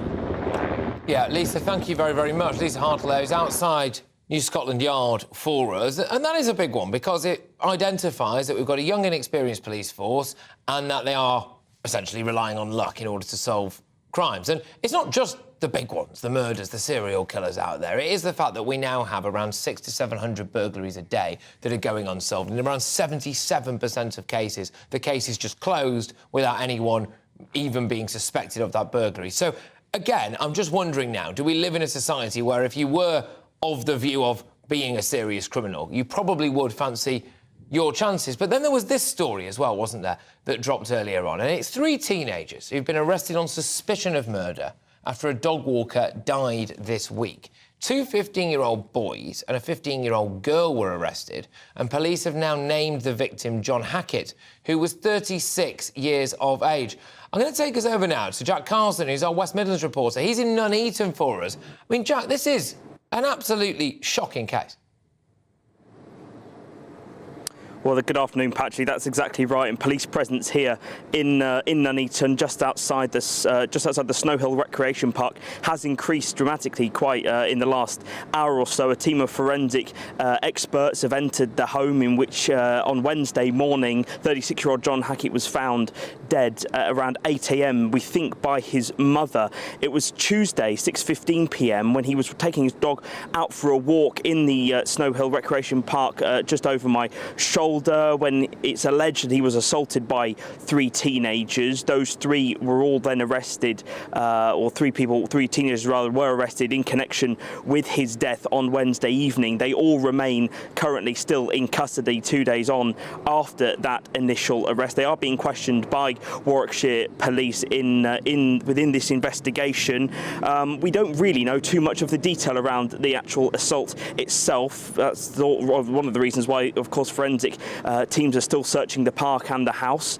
But we do know that we think it was actually filmed and also put on social media as well. We also think John Hackett was able to escape from that assault and make it back to his house, where, of course, he was then found in the morning and sadly pronounced dead. Now, tributes to John have already been making their way already onto social media, with one friend saying 20 years of friendship has been taken away until we meet again, and another neighbour finding concern, of course, for the mother of Mr. Hackett, who it's thought John looked after and cared for her. Now, the investigating officer in this case, Detective Inspector Colette O'Keefe, said that a number of inquiries were currently underway and they would continue, but they're also, of course, asking the public for any information that they may have, whether it's dashcam footage, whether it's photos, whether it's videos, to get in touch with Warwickshire Police, calling 101 and quoting the incident number 90 on the 26th of April. They do recognise that this is a concerning incident, but the police here are treating this as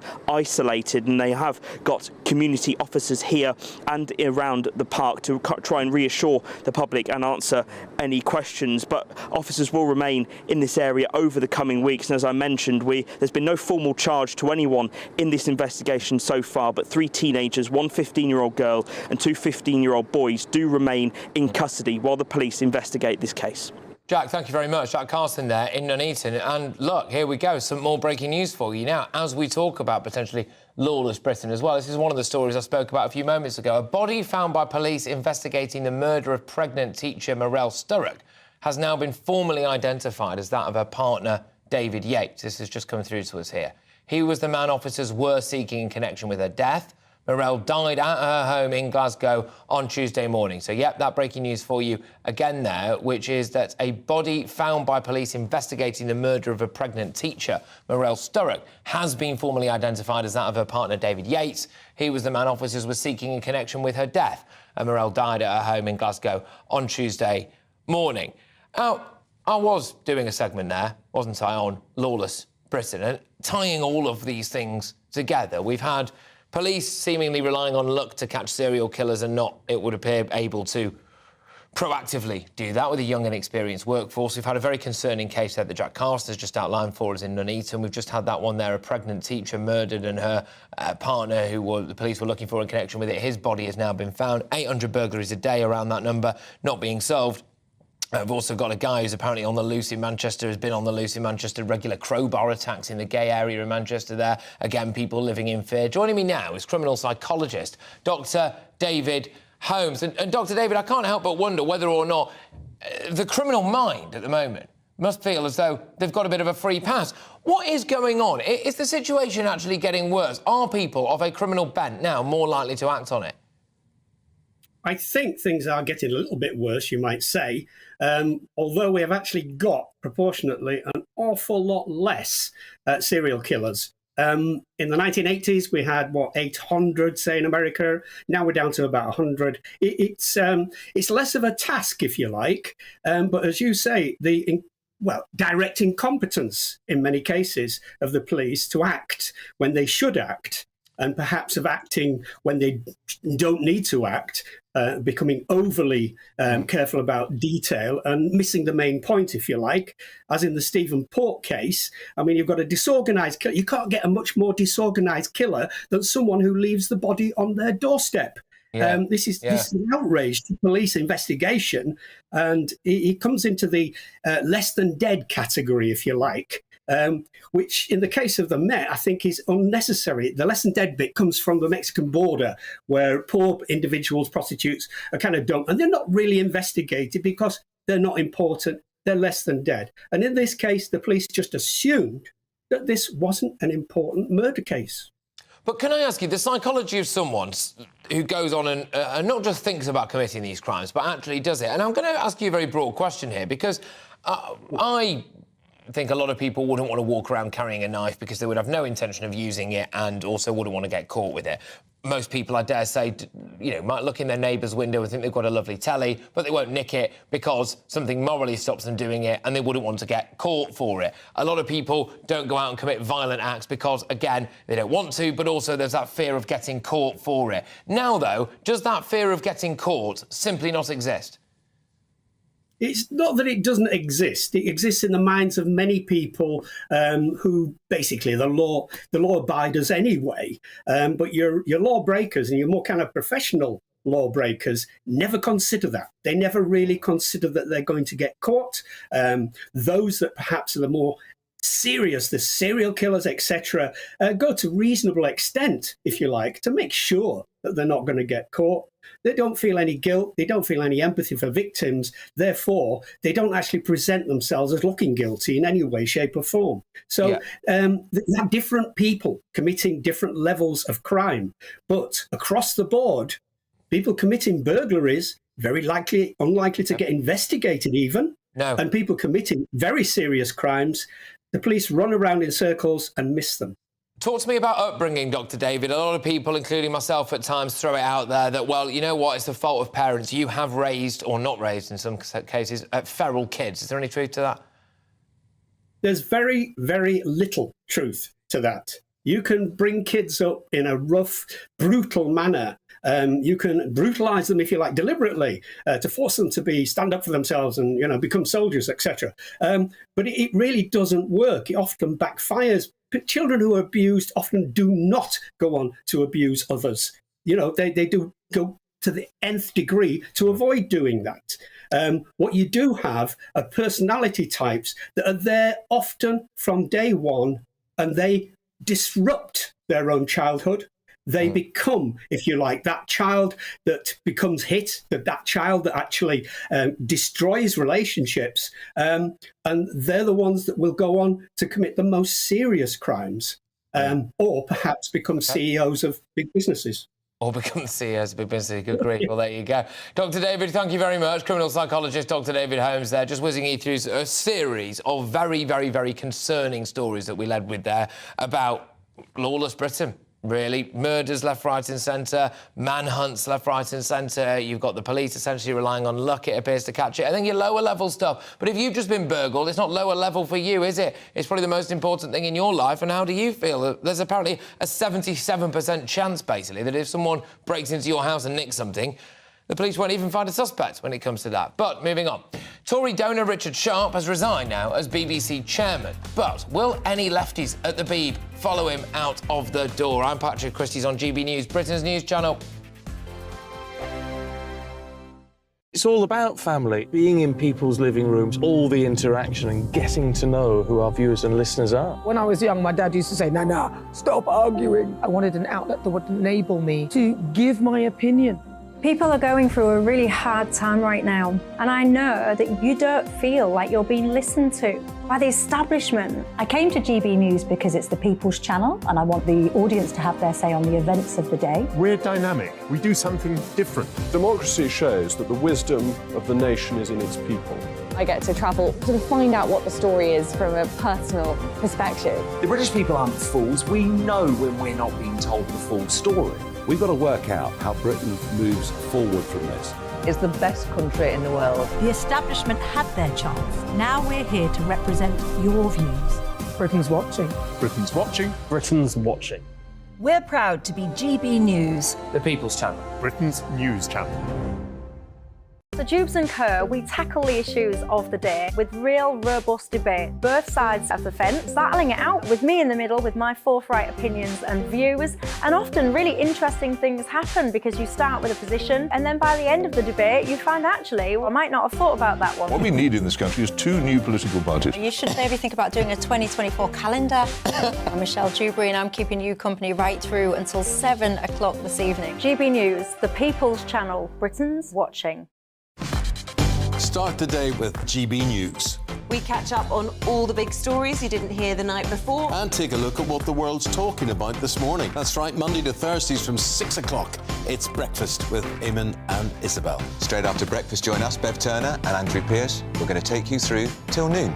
We'll be tackling the big topics of the day, including the things that the other channels just won't talk about. If it's happening here. Wake up to mornings on GB News, the People's Channel. Britain's news channel. I'm Simon Evans. Join me on GB News for Headliners at 11 p.m. What's the scoop? I'll be joined by 2 of the country's top comedians. That's right. As we take a look at tomorrow's newspapers tonight. We're going to get into trouble. If it's a big story, we'll be covering it. Spill some tea on him. There we go. But we'll also have some fun. I wouldn't stick up a bank. My father didn't love me. So anyway. Headliners every night from 11 on GB News, the People's Channel, Britain's news channel. Saturday nights on GB News. From 6 p.m, I'll give you my unique take on the world today. Then at 7, it's me, Calvin Robinson, with my Common Sense Crusade. New to GB News is the Saturday 5. 5 times the opinion. Join us every Saturday from 8 p.m. as we debate the week's stories. With us 4, plus a special guest. And at 9, of course, it's Mark Dolan Tonight. Saturday nights on GB News, the People's Channel, Britain's news channel.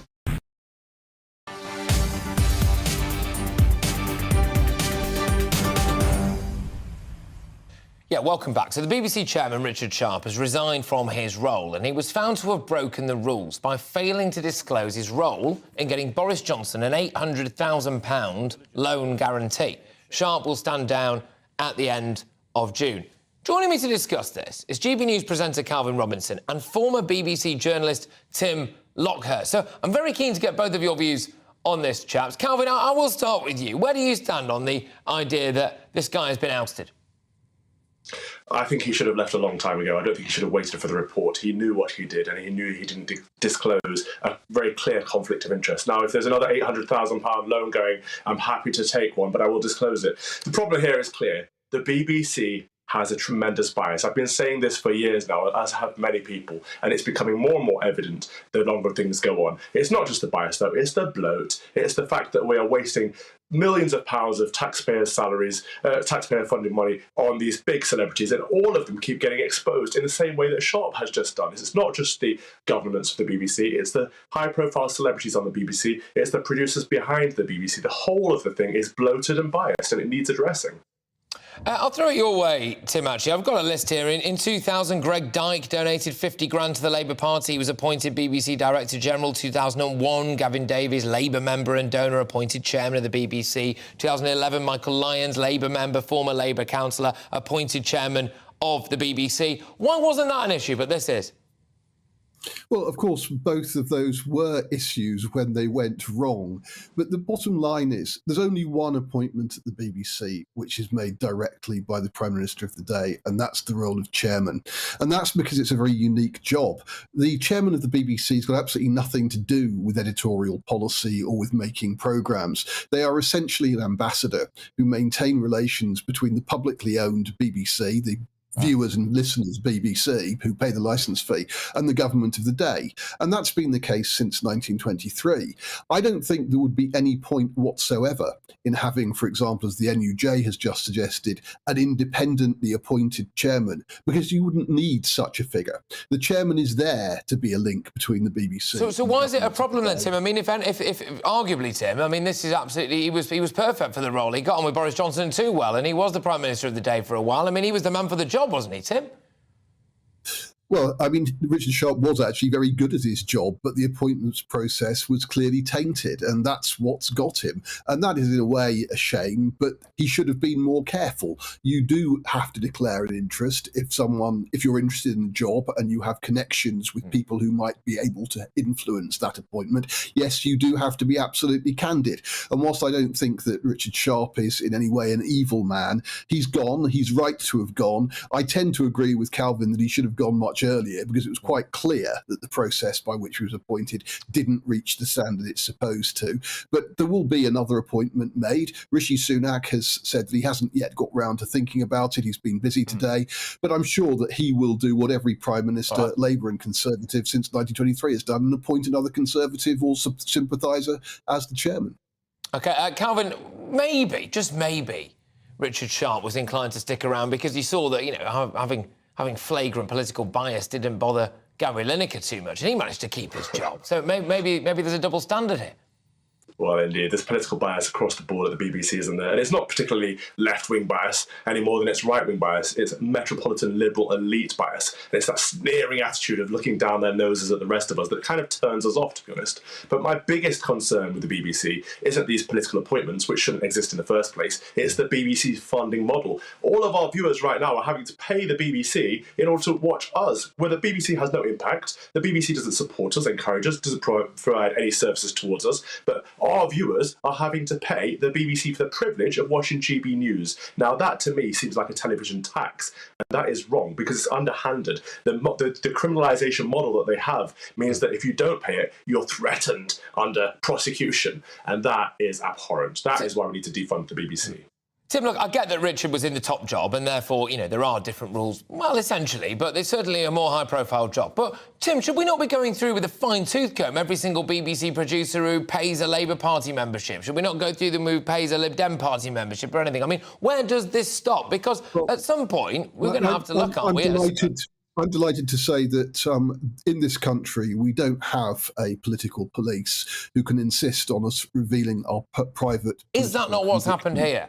And I think, no, this is not what's happened here. As I've explained, the chairman is the one job in the BBC that's appointed by the government of the day. Every other job at the BBC is appointed by BBC executives. Every other job at the BBC is scrutinised through the BBC's appointments process. Now, I think that when Calvin makes a point about metropolitan bias, he's right. I mean, I think that the BBC should move many of its staff out of London. I think it should be making national UK-wide programmes from Glasgow, Birmingham, perhaps from Leicester, or indeed from Durham, if we've got studios large enough here. It would be a very good thing for the BBC to get closer to its licence payers and not to be simply a metropolitan organisation, because there is such a thing as metropolitan bias, and I think that Matt Goodwin writes about it very well indeed in his new book. So, Tim, I'm worried now because you've agreed with me twice. I'm very concerned you've agreed with me twice in this debate. It's fantastic.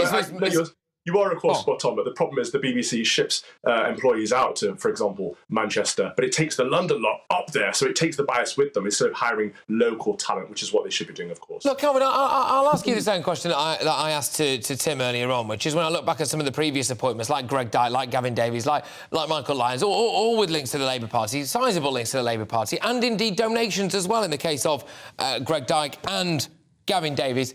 Do you just wonder whether or not there is actually some kind of double standard here, really, that this is an issue because, you know, Richard Sharp had maybe got himself into bed with Boris Johnson, who a lot of people didn't particularly like towards the end because it was, you know, he epitomised what a lot of left-wingers would regard as, you know, the kind of bad elements of the Tory party that just couldn't handle how popular he was to an extent. Do you think that the same would have applied if he was Labour? Oh, we've seen this all over the rest of the mainstream media, haven't we, Patrick? I mean, A.T. Grayling was tweeting, this is because of Brexit. Everything comes down to Boris Johnson and Brexit. The fact that Richard Sharp lent Boris Johnson some money is somehow to do with Brexit, and therefore the BBC bias is somehow to do with Brexit. It's all a nonsense. You're absolutely right that if this was a lefty that actually loaned money to someone in the Labour Party, the press would have been reporting this in a very different way, if reporting it at all. OK.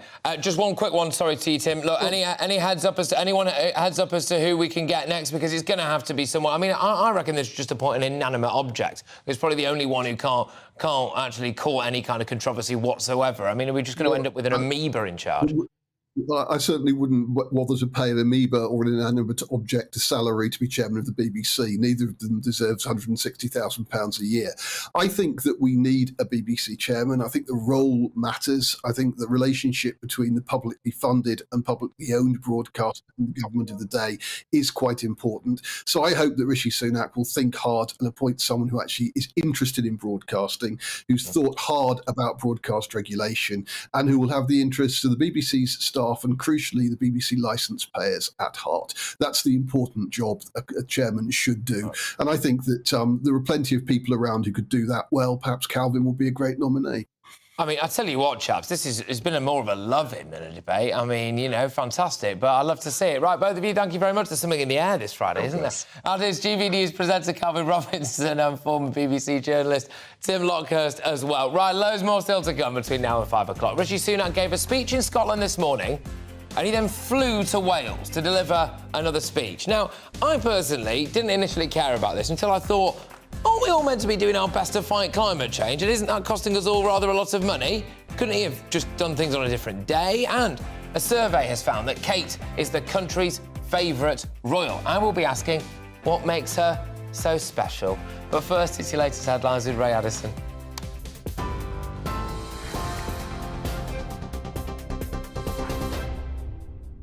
Thanks, Patrick. 33 minutes past 4, here's the latest. Richard Sharp has resigned as chairman of the BBC after a report found that he breached the rules for public appointments.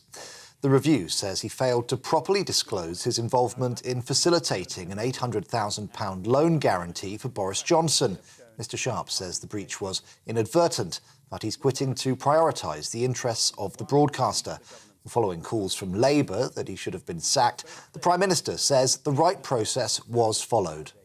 This is about doing things properly and professionally, and when concerns are raised, it's right that there is a proper process, an independent process, that we don't prejudge, we allow it to carry on, establish the facts of what happened, reach a conclusion. That's happened. Richard Sharp has resigned, but it's right that we do these things properly and professionally. I think most people will think that's the right thing to do. Well, police investigating the murder of a pregnant teacher in Scotland have confirmed that they've found the body of her missing partner. Police had been looking for 36-year-old David Yates in connection with the death of Morel Sturrock at a home in Glasgow on Tuesday. Members of the GMB union have accepted the government's pay offer to health workers. It comes after members of the Unite union in England rejected the government's 5% pay increase to NHS staff in their long-running pay dispute. Unite says planned strikes by more than 4,000 NHS workers across England will now go ahead next week. And the Prince and Princess of Wales have paid an emotional visit to a Welsh village to remember the victims of the 1966 Aberfan disaster. 116 children and 28 adults were killed after a colliery spoil tip collapsed onto a school and neighbouring homes. William and Kate visited the Aberfan Memorial Garden to pay their respects. We're on TV, online, on DAB+ radio and on TuneIn 2. This is GB News. Back now to Patrick.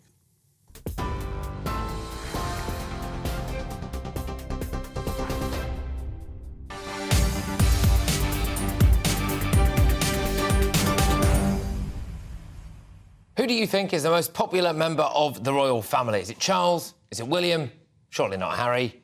No, it's none of them. It's actually Kate. And King Charles is back in 5th place behind Kate, William, his grandchildren, and his sister Anne, the Princess Royal. So the poll makes for especially grim reading, though, for Queen Consort Camilla, who is, believe it or not, as unpopular as Meghan Markle. I'm joined now by royal commentator Judita De Silva. Look, thank you very, very much. It has led to well, at least the question that maybe what should have happened is that Charles has stepped aside with Camilla and they've gone into their retirement, and actually we've had a rather long stint of King William and Queen Kate and their wonderful, young, highly energised family. What do you make of that? I think so. Like, even towards the latter part of Queen Elizabeth II's reign, there were always those conversations that, is Charles as king really what the country needs, or should we just kind of skip that page of the book? And it kind of comes down to where society is now. And partly because Queen Elizabeth had such a long reign, it kind of ate into what could have been an easier transition to King Charles. But by the time you're in 2023, you've got a situation where you've got a royal family that's grappling with a society that doesn't truly understand its relevance, because the people who are now taking the driving seat of society are late millennials and Gen Z. And they don't have any, there's no resonance of a King Charles with them. And that's a potentially dangerous thing. When they see Kate and William, they're more identifiable, they're more relatable. There's always been an issue that Charles has a standoffish persona, which actually speaks to the generation before. That's how they were, that's not his fault. But in the society of today, where someone can be on YouTube farting and have 1 million followers, people want to see the humanity, the broken beauty of just being a person. And William speaks to that. Kate speaks to that more so than King Charles. I see you found my YouTube channel, but yes, I suppose the argument against this, and I think Sarah sums this up well, who's been in the inbox. First and foremost, we should ask whom our late Queen wished to succeed her to the throne. It looks to me that was Charles, that she wanted Charles to take over the job. And I always say this, Twitter is not real life, and there are a lot of Gen Z millennials, or whatever they're called, out there on Twitter. And so it might be easy to assume that, the majority of the public doesn't resonate, actually, with King Charles. But actually, I'm not quite sure that's true. And the royal family has always not caved into public pressure, have we? We're just following tradition, and that's a good thing. Charles should stay as king. Indeed, it was, because if there's anything you can say about the late Queen Elizabeth II, she believed in tradition and she upheld it. There was a piety to her that's just incomparable. And you cannot break the tradition. King Charles is where he is meant to be. But then again, even though people quip about social media, it is the language of the day and the most popular interactive force there is in modern society. So if you're not striking a chord there, you do have a problem that you will grapple with. But 49% of people from this poll think King Charles is doing a good job, and that says something. It's because remember, when what you're told as a child about your school teachers, you don't need to like them to respect them. You can respect King Charles without liking him, and I think he understands that. He will not be a popular king, but he can be a good and respected king. Yeah, and to be fair, look, politicians would kill for those kind of numbers. I mean, they absolutely would. And polls are a fickle beast, and it only takes him to handle things correctly. I would imagine that maybe in the wake of the coronation, which we will be covering extensively from Buckingham Palace right here on GB News, that his popularity will probably spike up. Some would argue, actually, Judita, that he's doing his bit to secure the future of the monarchy, because even if people are a bit squiffy about Charles and more likely squiffy about Camilla, they're waiting for what comes next. And Will's and Kate and their family very popular, so they're more inclined to maybe, if they don't really like the monarchy now, put up with it because they know what they're going to like, what's going to come. It's true. It's like waiting for a really good sequel. But the only thing that why polls are important, why presidential elections do them, prime ministerial elections do them, is because those things translate into votes. But for this royal family, what we're trying to understand is the relevance and the resonance you have with the people, because that's the currency they live by. And when you go to the situation with Camilla being so unfavorable, that's the power of having a dynamite spouse. We saw it with Jacqueline Bouvier and JFK. We saw it with Michelle Obama and Barack Obama. You might dislike the man, but if he has a dynamite woman, you're willing to put up with him and grant him favor, because it speaks to his character that he would choose a woman that you like so much. So Camilla could be a thorn in his side. Wow, I mean, it's a fantastic thought, isn't it, really, I suppose, all of that. Look, thank you very much, Judita. Great to get your insights on all of this. That is, of course, the wonderful Judita Silva there, who's been talking to us about the coronation and whether or not, in relation to these popularity polls, King Charles should indeed have abdicated. Look, I've got a lot of reactions to this. That's why I'm looking down at my emails that are popping off in front of me right now. gbviews@gbnews.uk. Right, so look, if you are just joining us, the popularity polls, the Royal Popularity Contest has been unveiled. And shock horror, Wills and Kate score a lot more highly than Charles, but especially Camilla. Hi, Patrick. This is Gwen. I wish people would stop bashing Charles and Camilla. He's waited long enough to become king. It's an awful job to have when you have to wait for your parent to die to get the top job. From Gwen. And I am inclined to agree with you, Gwen. Just to set the record straight, I do not actually think that King Charles should have abdicated, but it is not actually an unpopular view, because it would have potentially given William and Kate a longer stint at it. Why should Charles have to abdicate? To suit the youngsters in our society? Yes, Ruth, quite right. Charles is rightly the monarch. There are other people in this country that are over the age of 25. And Ruth, I think that sums it up perfectly, because if you've got a load of kind of woke millennial snowflakes who are out there saying, I don't resonate with the royal family, and they just want a younger person in, does that not maybe summarise where a lot of society is at these days, where a lot of younger people think that they know better, they are more modern, and they are the ones with all the answers, compared to people who've been around the block a little bit more and maybe have a lot more lived experience. And actually, these are the people who are better to lead our monarchy and to help with soft diplomacy around the world as well. I just wonder whether or not maybe that is the case. Get your views coming in there. There is rather a lot of them. Charles should be king. He's trained his life for this role. Again, tying into what we're saying now, William and Kate need to bring up their family and our heirs for the future. God bless our king and queen. And that is from Elaine. So there we go. Now, Rishi Sunak gave a speech in Scotland this morning. He then flew to Wales to deliver another speech. I was going to say that again. He then flew to Wales to deliver another speech. Look, aren't we all meant to be doing our best to fight climate change? And is this not a little bit of a slap in the face, given, you know, all of our energy bills and all of the restrictions? I mean, Just Stop Oil, to be fair, would have an absolute field day with this, wouldn't they? I'm Patrick and Christies on GB News, Britain's news channel.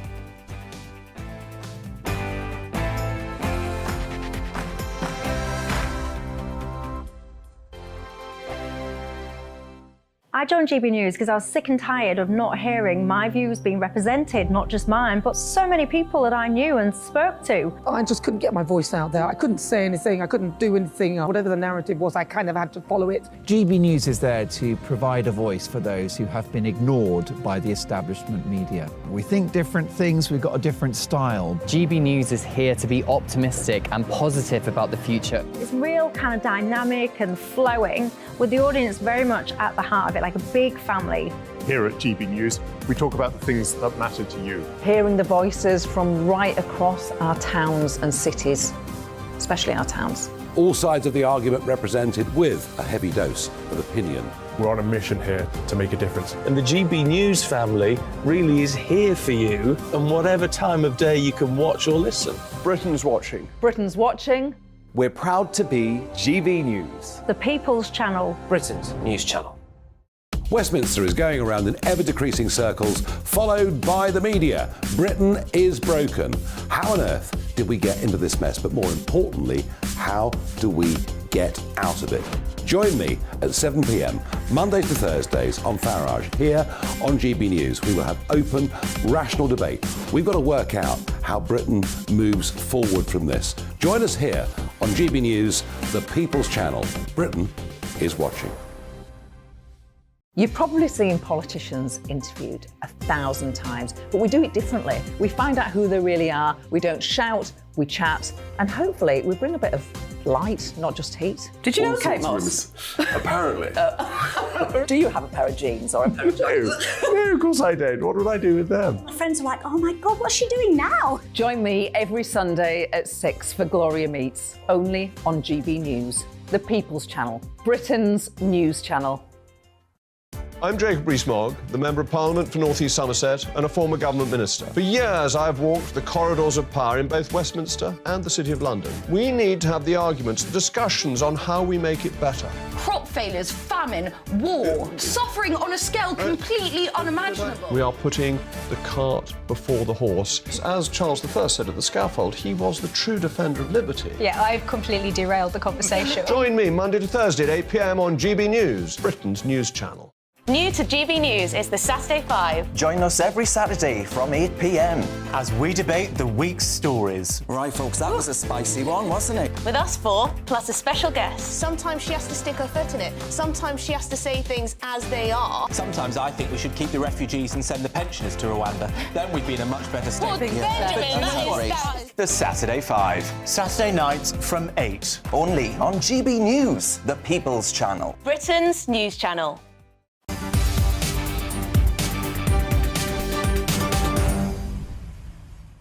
Now, we all care about the environment, right? Well, most of us do. But Rishi Sunak has a mixed record on green policy. So he's advocated for the UK to meet its long-term goals on climate and overseen a huge net zero push at the Treasury, which in turn is hitting our bank accounts on a daily basis, whether we like it or not. But he took £500,000 worth of private jet trips in less than a fortnight last year. And this morning, he gave a speech at the Scottish Conservative Conference, then flew to Wales to deliver a speech at the Welsh Tory Conference.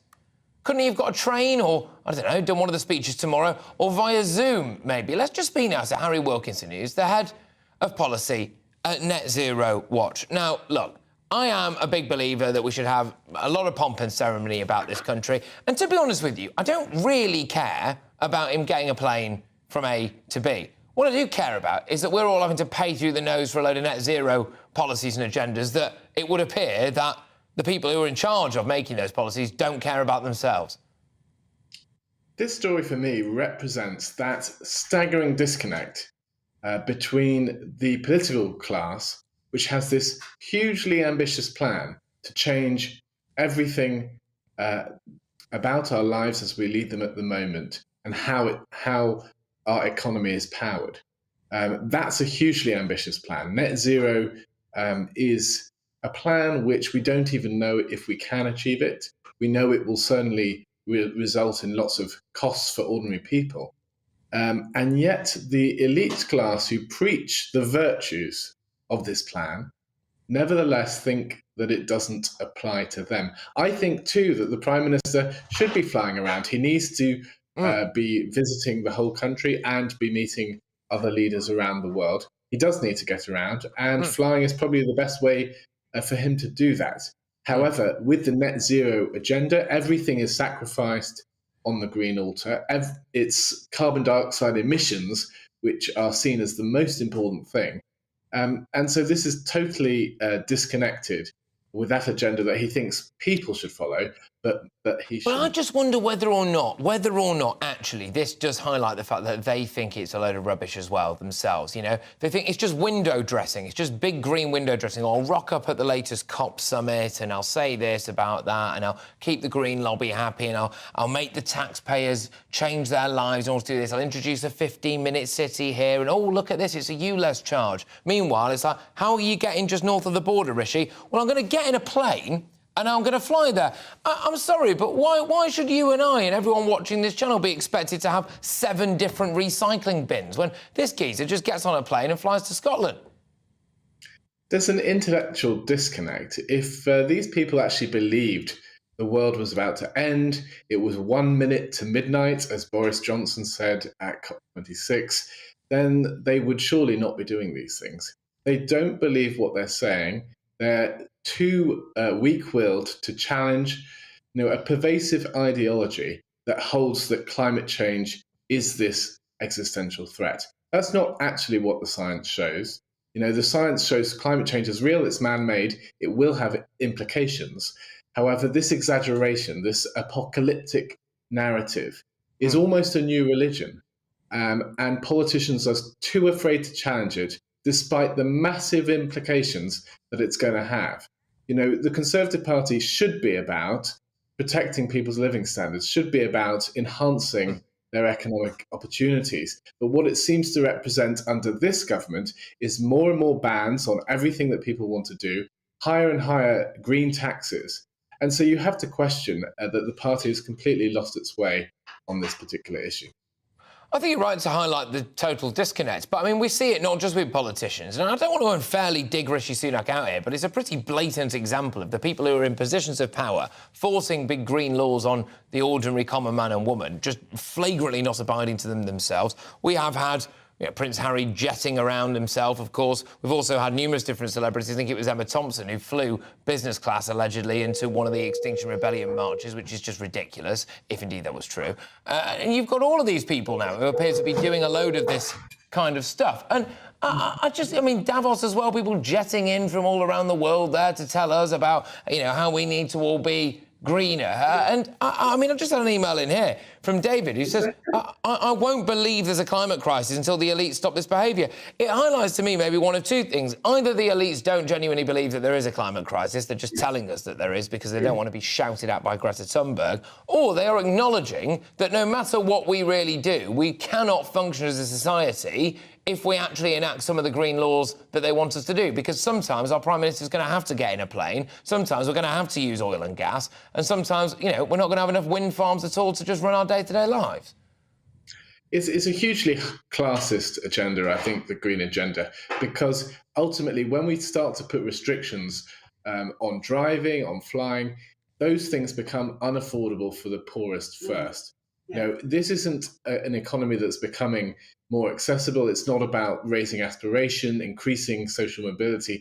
The green economy of the future is about pulling up the drawbridge so that only the very richest people can afford to do these things. So I think this is so clear in the Prime Minister's activities. And I think people need to actually be prepared to stand up and protect those things for ordinary people. I mean, actually, it doesn't even help the environment because technology, innovation, getting the costs of these green products down is what's going to deliver a faster transition in the future. Trying to push failed products, making people buy EVs before they're ready to, banning gas boilers. This is an approach that smacks of huge government intervention. We know that these kind of approaches don't work.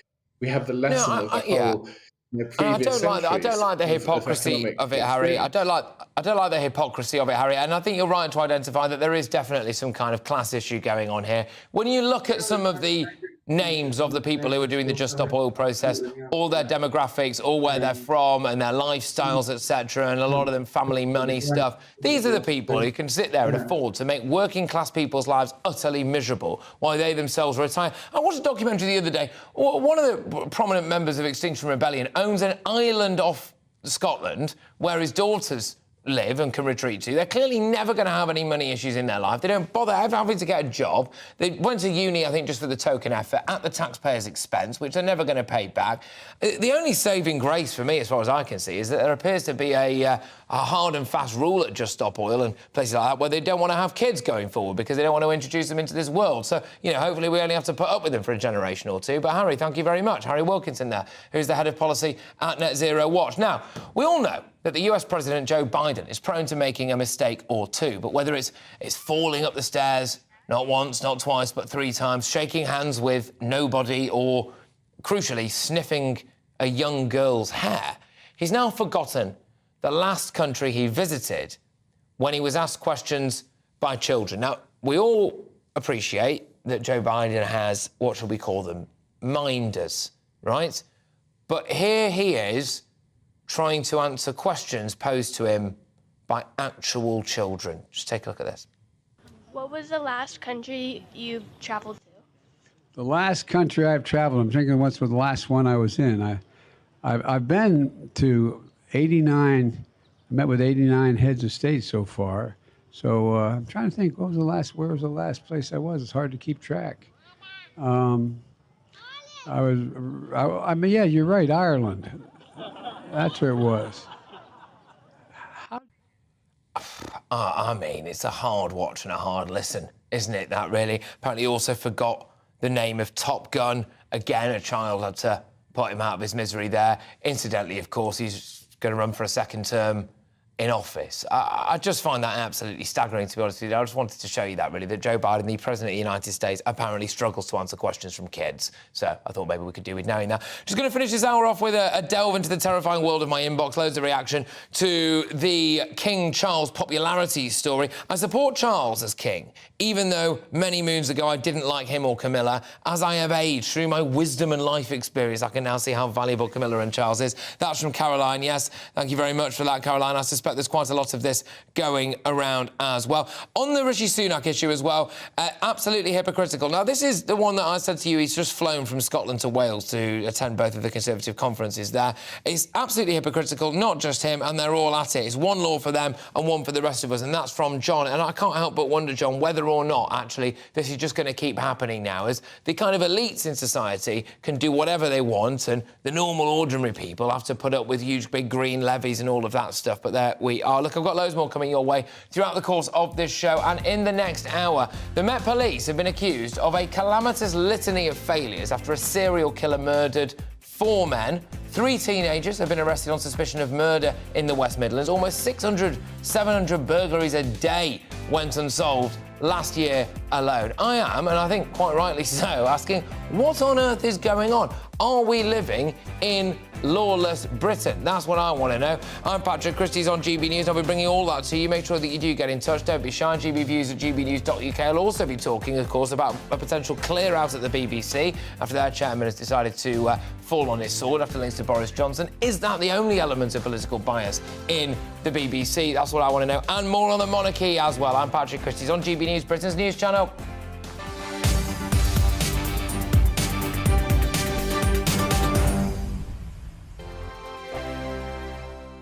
Monday to Thursday nights on GB News. At 6, it's Deebs & Co. 7 o'clock, Farage. At 8, join Jacob Rees-Mogg. And at 9, Dan Wootton Tonight, followed by Headliners. On TV, radio and online. This is GB News.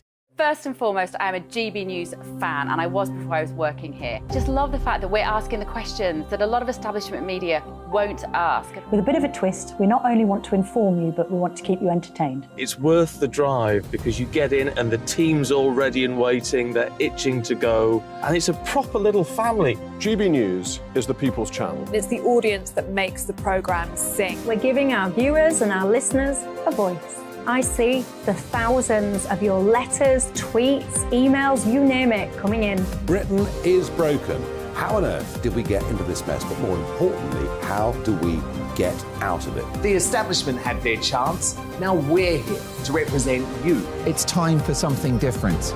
It's time for GB News. I'm very patriotic. I believe in Britain. Our best days lie ahead. Britain's watching. Britain's watching. Join us here on GB News. The People's Channel. Britain's news channel.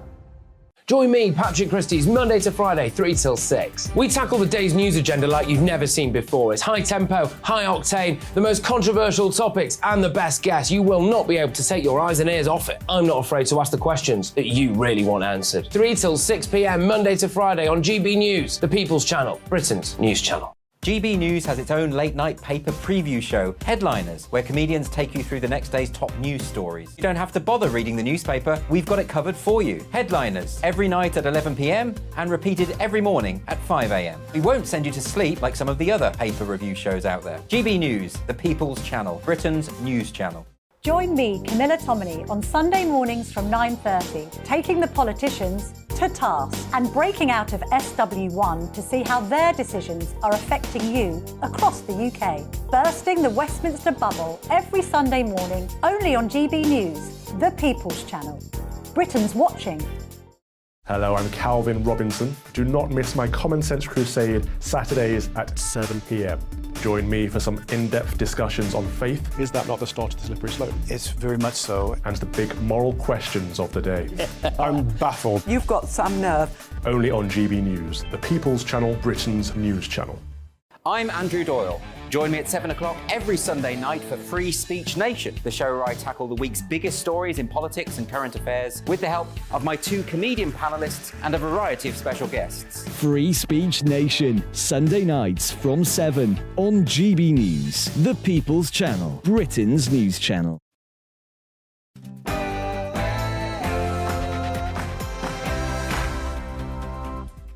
Very good evening, everybody. Patrick Christies here on GB News. I'll be with you for the next hour. Right now, so police reportedly relying on luck to catch serial killers.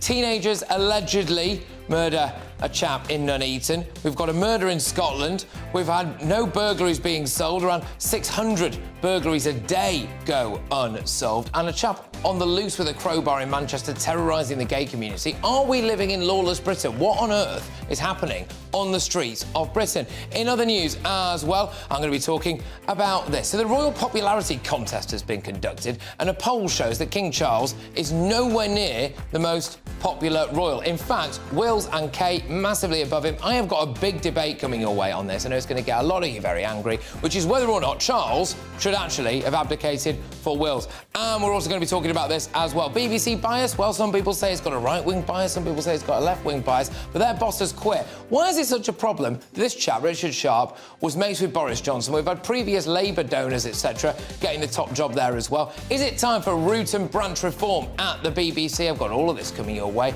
and loads more as well with me, Patrick Christies, right here on GB News.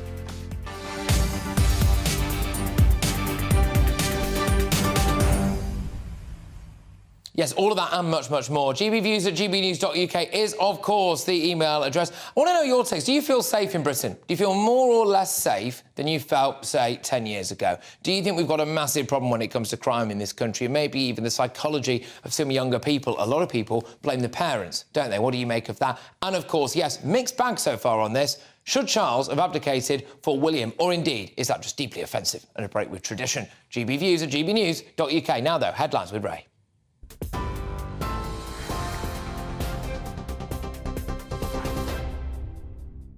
Coming up to 2 minutes past 5, I'm Ray Addison in the GB Newsroom. Richard Sharp has resigned as chairman of the BBC after a report found that he breached the rules for public appointments. The review says he failed to properly disclose his involvement in facilitating an £800,000 loan guarantee for Boris Johnson. Mr Sharp says the breach was inadvertent, but he's quitting to prioritise the interests of the broadcaster.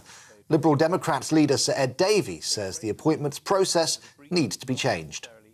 I prefer an independent process, and I absolutely believe there should be a hearing to check the appointment by the cross-party select committee in the House of Commons for culture, media and sport.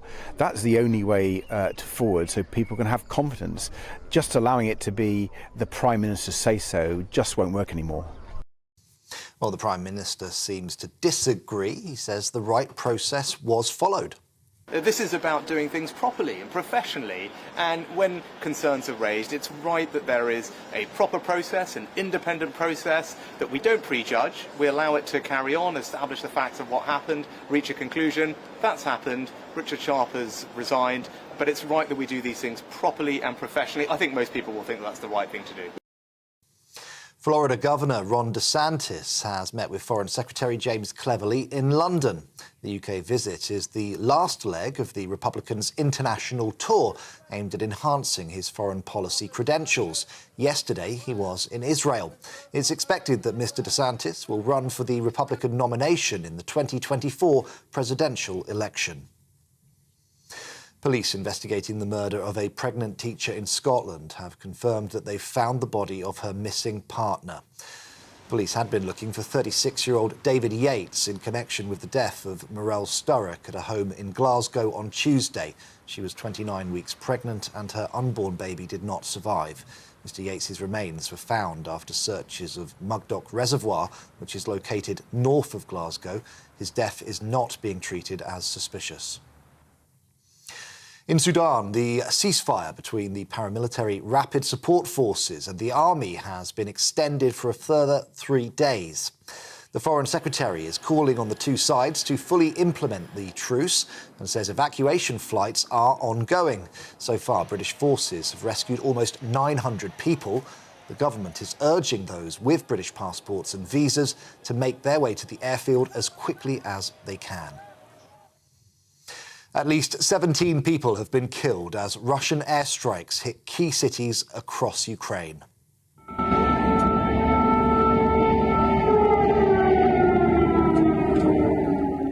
2 children are among those killed and 9 people have been taken to hospital. The attacks come as Ukraine is set to launch an offensive with new military equipment supplied by Western allies. It follows a winter offensive where Moscow has made little headway.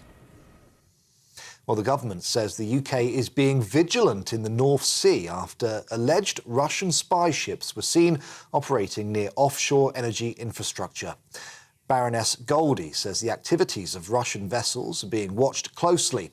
Earlier this month, a joint investigation by European broadcasters claimed a Russian citizen was part of an operation to map undersea infrastructure.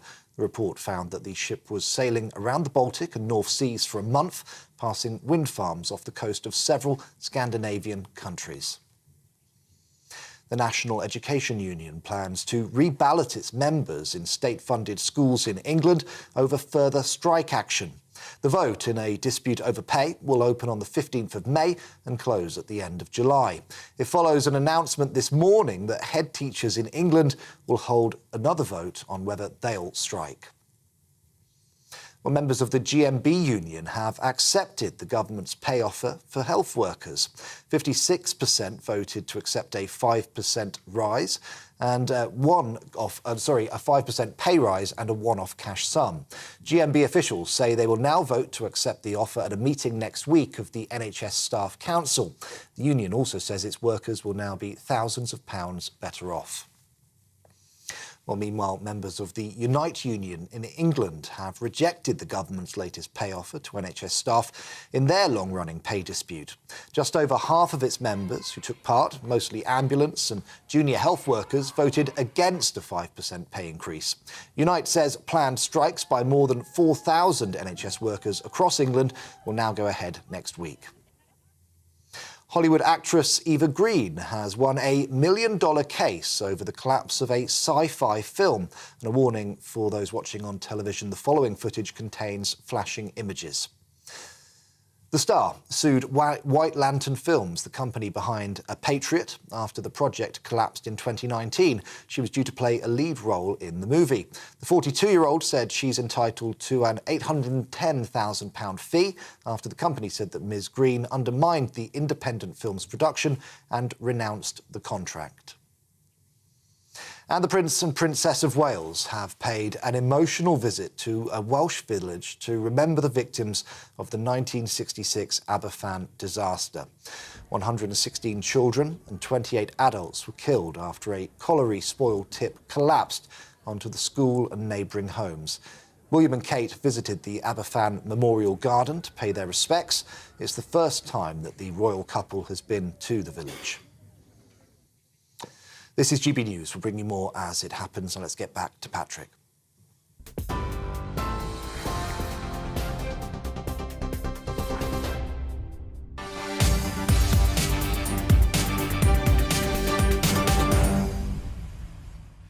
Yes, welcome back, everybody. Now, today, there are a lot of terrible crime stories knocking about, each one more shocking than the last. It's emerged, according to a new report anyway, that the Met Police are often relying on luck to catch, let alone murderers, serial killers. So we get lucky now if we catch a serial killer. That, for obvious reasons, should be a massive concern to everybody out there. There's reports of a murder in Scotland, another body being found, believed to be in relation to that as well. That news broke right here on this show. Teenagers have been arrested on suspicion of murder after a dog walker was killed in a park in Nuneaton as well. And then I'm looking at some other stories as well. In Manchester, for example, I'm just going to read you the headline now. Spate of crowbar attacks sparks safety fears in Manchester's gay community. Apparently, there's been a load of people walking around in fear of crowbar attacks that have been running for 6 weeks over there. None the wiser as to who is conducting that. And then, quite literally closer to home in this case as well, do you know that there are around 800 burglaries a day that go unsolved? 77% of them, those cases are closed without anyone even being held as a suspect. So without any arrest being made, nothing to do with that whatsoever. Then we have a look at the amount of sexual assaults. And if you just go online, OK, and you look at things like TikTok, etc., which I would urge you not to do at the best of times, but sometimes it is interesting, and you just see the amount of people, children, walking around with knives, machetes, and being prepared to use them. I just can't help but wonder whether or not we're living in lawless, Britain. Now, there are undeniably some faults with the police force, and we've seen that evidenced left, right and centre. But is it not also a fault with the way that we present our police force as well? We keep talking them down far too much and accused of institutional this and institutional that. So there is a bit of a recruitment crisis. There was, of course, massive police cuts made by this government, or, well, previous version of it anyway. They are now replacing them with younger, inexperienced officers, so there is no substitute for practical lived experience. So even if the numbers in the police force are just about OK, which many would say they're not, the actual quality of police officer these days, I suspect, is not all that good. We've had reports coming out about one new recruit's mum trying to call the police officer's boss to say that he was being mean to him. Another person as well had to go with a therapy support slug, which actually, in case you're wondering, died, to try to get them through a police course. What kind of individual are we recruiting? I just wonder, though, if we're becoming ungovernable from a very, very young age. Is there the role of parents here that is completely falling through? I woke up this morning, as I was saying to you, and I could not move for absolutely catastrophically awful crime stories. And I just wondered, where are we really heading in this country? Do you feel more or less safe than you did, or let's say, I don't know, maybe 10 years ago? I want to just talk a little bit more about this shocking report into the Met, and they have been accused of a calamitous litany of failures after a serial killer murdered 4 men. Now, Stephen Port met his victims on dating sites, including the gay dating app Grindr. Now, the report says that despite the obvious links between the cases, it wasn't until the 4th murder victim's body was found that police realised that they could have been killed by the same person. It's worth noting that in this case, he quite literally sometimes left his victims on his own doorstep, so they didn't really have to look that far. And the police watchdog warns that history could repeat itself, and because officers aren't properly investigating unexpected or unexplained deaths.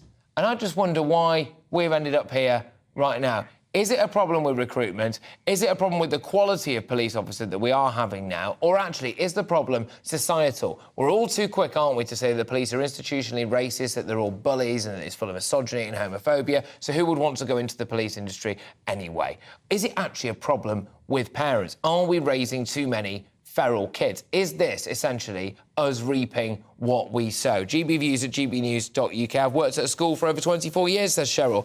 I've seen bad behaviour increase so much that it's, in my opinion, a serious issue now. Children aren't afraid of the police, teachers or their parents. And that is why I am saying, Cheryl, I wonder whether or not we have become ungovernable. People don't like authority figures. They're not scared of them for a start, but they also don't like authority figures at all. We're seeing this potentially a bit in the civil service now, aren't we? Where anyone who asks you to do your job, they are a bully and they have to be ousted. But that lack of fear factor for police officers, I think, is absolutely staggering. And people just have no respect for them. And that is compounded by the fact now that we're being told constantly that our police officers are bad people. Cheryl says, I really despair now.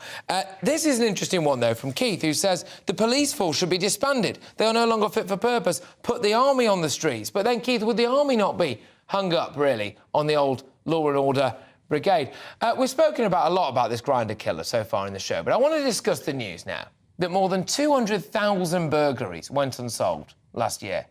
That's right. That's almost 600 a day. 77% of burglary cases were closed by England and Wales police, with no suspect being identified. And this is a real shocker in lawless Britain. Joining me now is Coral Fordham, who is a victim, sadly, of burglary. And Coral, we've got rather a lot to talk about here, you and I, but can I just first ask you a little bit about the impact that the burglary had on you and your experiences? Because it would appear to me, Coral, that if you were inclined to want to break into a property now, you would know that there's a very good chance you're going to get away with it.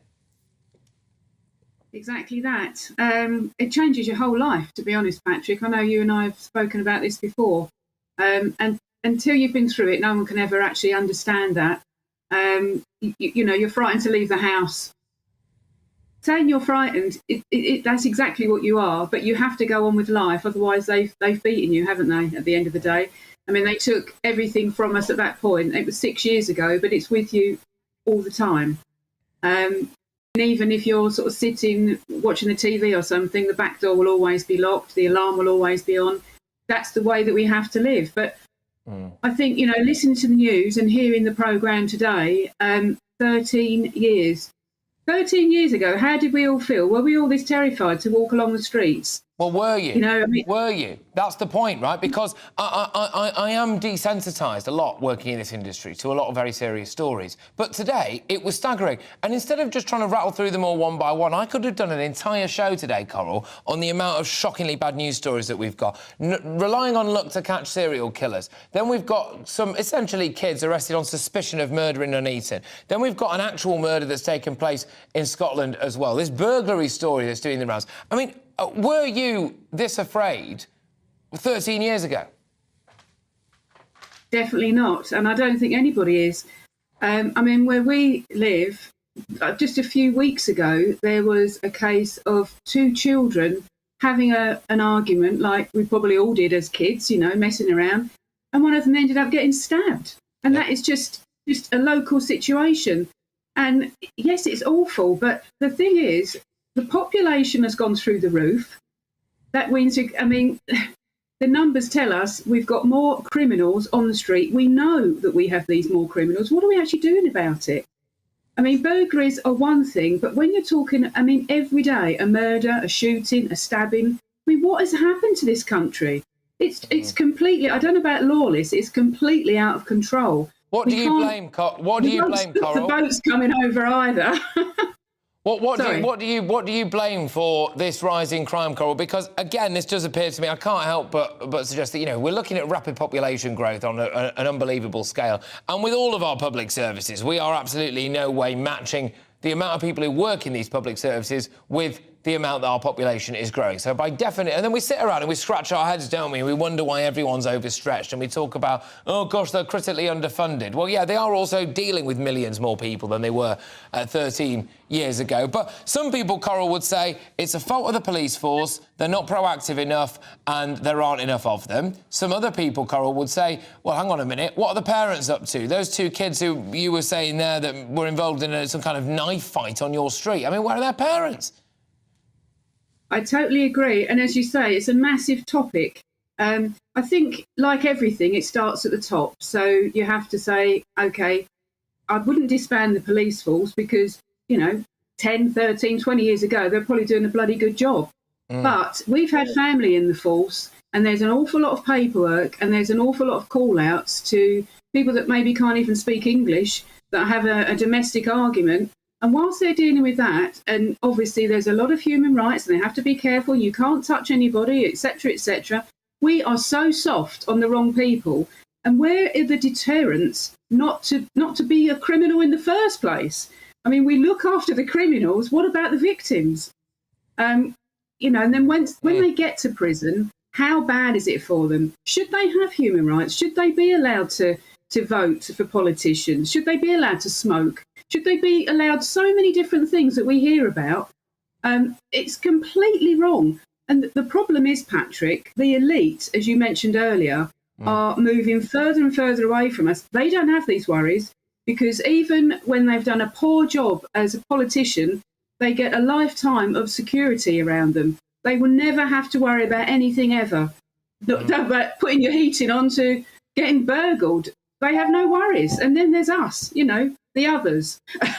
You know, I've got massive sympathy for the police in this, Coral, and it's very difficult to talk about topics like this without being at times critical of the police. And sometimes they deserve a bit of criticism, all right? OK, that's fair enough. But you've got to look at the bigger pictures here, as I think you're doing as well. The amount of numbers that they're dealing with, the potentially different types of crime, they're getting very little backup to no backup from our political class, who, I mean, I've got to be honest with you, Sadiq Khan, I wouldn't trust him to run a bath or walk my dog, but he's able to stand on a plinth and go, oh, well, you know, our police are institutionally racist and sexist and homophobic and all of this stuff. And, well, hang on a minute, what happens then? Who wants to go and join the Met Police? And we talk about some people ramping up about defunding them and all of this. We've got massive societal issues, but I just can't help but wonder when we're confronted with stories like we've got today and the kind of stories that's affected you know, 200,000 unsolved burglaries last year. You've got to ask the question, Coral, you know, why not be a criminal? Why bother working all your life? Why bother trying to pay your taxes when you could just go around and kick your neighbour's front door in, nick everything they own, and you've got a 77% chance of getting away with it, Coral? I know, but they gave us the statistics when they eventually came round to talk to us. And they said, you know, if we did ever catch these people, which it's highly unlikely we won't, so that makes you feel great when all your jewellery and everything else has been stolen. You know, they're going to get off. And the other thing, Patrick, I have to ask you this: why is it in this country, if someone is caught and they do get a sentence, why are they then let off years before? I mean, if they're given life, that means life in prison. And surely, if they admit to something, you know, if the jewellery was in their possession, for example, they're guilty. End of. That they shouldn't be allowed to go out on the streets, but the taxpayer then has to look and give them this wonderful life where they haven't got to worry about the food on the table or the electricity or whatever. They've got a pretty cushy life. There's very little deterrent, and you've managed to, I think, cover arguably every single different element to this story, Coral, and I really appreciate it. And I am incredibly sorry, as I'm sure everyone watching and listening will be as well, that you had to go through such a traumatic experience with the burglary and that it's still affecting your life today. But thank you very much for giving us your views on all of this. It's Coral Fordham there, who is a victim of burglary. No deterrent, not enough police, too many criminals, maybe weak parents as well, and just an unbelievable amount. A kind of perfect storm that is leading me to wonder whether or not we are becoming ungovernable, whether or not we are becoming lawless Britain, if we haven't already. GBviews at gbnews.uk. Make sure you get your views coming in on that, because I really want to hear from you. Do you feel... Look, you've got to ask yourself this. Do you feel more or less safe than you did on the streets 10 or 13 years ago? Up next, though, Tory donor Richard Sharp has resigned as BBC chairman, but will any lefties at the Beeb follow him out of the door? I'm Patrick Christies on GB News, and we are Britain's news channel. It's all about family, being in people's living rooms, all the interaction and getting to know who our viewers and listeners are. When I was young, my dad used to say, no, stop arguing. I wanted an outlet that would enable me to give my opinion. People are going through a really hard time right now, and I know that you don't feel like you're being listened to by the establishment. I came to GB News because it's the People's Channel, and I want the audience to have their say on the events of the day. We're dynamic. We do something different. Democracy shows that the wisdom of the nation is in its people. I get to travel to find out what the story is from a personal perspective. The British people aren't fools. We know when we're not being told the full story. We've got to work out how Britain moves forward from this. It's the best country in the world. The establishment had their chance. Now we're here to represent your views. Britain's watching. Britain's watching. Britain's watching. We're proud to be GB News. The People's Channel. Britain's news channel. So Jubes & Co, we tackle the issues of the day with real robust debate, both sides of the fence, battling it out with me in the middle with my forthright opinions and views. And often really interesting things happen because you start with a position and then by the end of the debate you find actually, well, I might not have thought about that one. What we need in this country is 2 new political parties. You should maybe think about doing a 2024 calendar. I'm Michelle Dewberry and I'm keeping you company right through until 7 o'clock this evening. GB News, the People's Channel, Britain's watching. Start the day with GB News. We catch up on all the big stories you didn't hear the night before. And take a look at what the world's talking about this morning. That's right, Monday to Thursdays from 6 o'clock. It's Breakfast with Eamon and Isabel. Straight after breakfast, join us, Bev Turner and Andrew Pearce. We're going to take you through till noon. We'll be tackling the big topics of the day, including the things that the other channels just won't talk about. If it's happening here. Wake up to mornings on GB News. The People's Channel. Britain's news channel.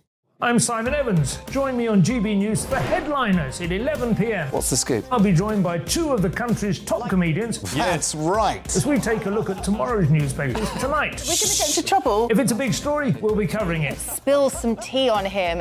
There we go. But we'll also have some fun. I wouldn't stick up a bank. My father didn't love me. So anyway. Headliners every night from 11 on GB News, the People's Channel, Britain's news channel.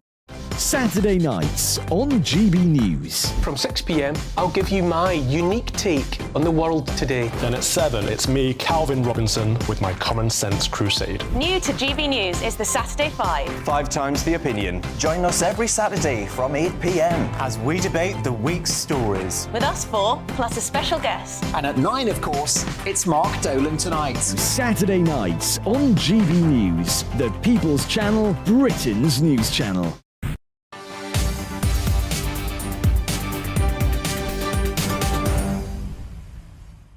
Yes, goodness me. Some of the emails coming in, by the way, about this lawless Britain stuff. Bev burgled twice, car stolen twice, husband's car stolen, accosted in the street, decided to move to France. I mean, there you go. You shouldn't have to move to France to get away from the crime in this country, should you? But there we go. Anyway, right, so moving on. The BBC chairman, Richard Sharp, has resigned in, let's face it, a victory for lefties everywhere. Or is it a victory for decency? He was found to have broken the rules by failing to disclose that he played a role in getting Boris Johnson an £800,000 loan guarantee. He will stand down at the end of June. I am now joined, though, by political strategist John McTernan. John, thank you very much for joining me. Great to have you on the show. I've got to ask, why is it such a problem that this particular guy, Richard Sharp, who leans to the right, he's a Tory, he's got to go. Greg Dyke, appointed in 2000, donated 50k to Labour. What's that today with inflation, eh? Appointed BBC Director General. 2001, Gavin Davies, Labour member and donor, appointed chairman of the Beeb. 2007, Michael Lyons, Labour member, former Labour councillor, appointed chairman of the BBC. Or one rule for one and one rule for the other, John? No, there's clear rules. When was it that people like you on the right thought that it was okay to break rules? The guy broke the rules. He was lending money to the Prime Minister, or guaranteeing a loan to the Prime Minister. Like, it's against the rules. You shouldn't get appointed if you break the rules. And I thought, I mean, you've said a segment on lawlessness, which starts with breaking rules. Well, why should this guy be exempt from breaking rules? Because he's a Tory. No, he shouldn't, and that's one of the reasons why I'm asking you there. But it does appear to me as though that some of the rules are based around political allegiance as well, though, and whether or not... No. You just listed people who were perfectly fairly appointed and for whom it was on the record which political party they appointed. This was a secret agreement by Richard Sharp, concealed from the Secretary of State for DCMS. Okay. I mean, as you well know now, John, the conversation is all about the next appointment needs to not be political. We can't possibly have a Prime Minister and his co. I'm available. I am available. If Rishi Sunak wishes to prove this is beyond politics, party politics, he can appoint me. Appoint you? Yeah, I'd be fine. A Tory appointing me, that'd be like above board, wouldn't it? Possibly. That's the answer. You still have Labour leaning. You should appoint a Labour supporter. Time for a Labour supporter. OK, OK, let's have a chat about this then. So you think that there should be a Labour supporter running the Beeb? I mean, it literally wouldn't be the first time, would it? I mean, I've just rattled off a few... No, we're going to... I mean, when Keir's Prime Minister, we'll get a Labour supporter anyway, so why not just do it now?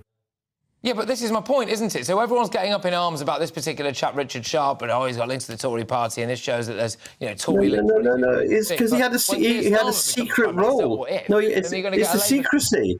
It's a secrecy.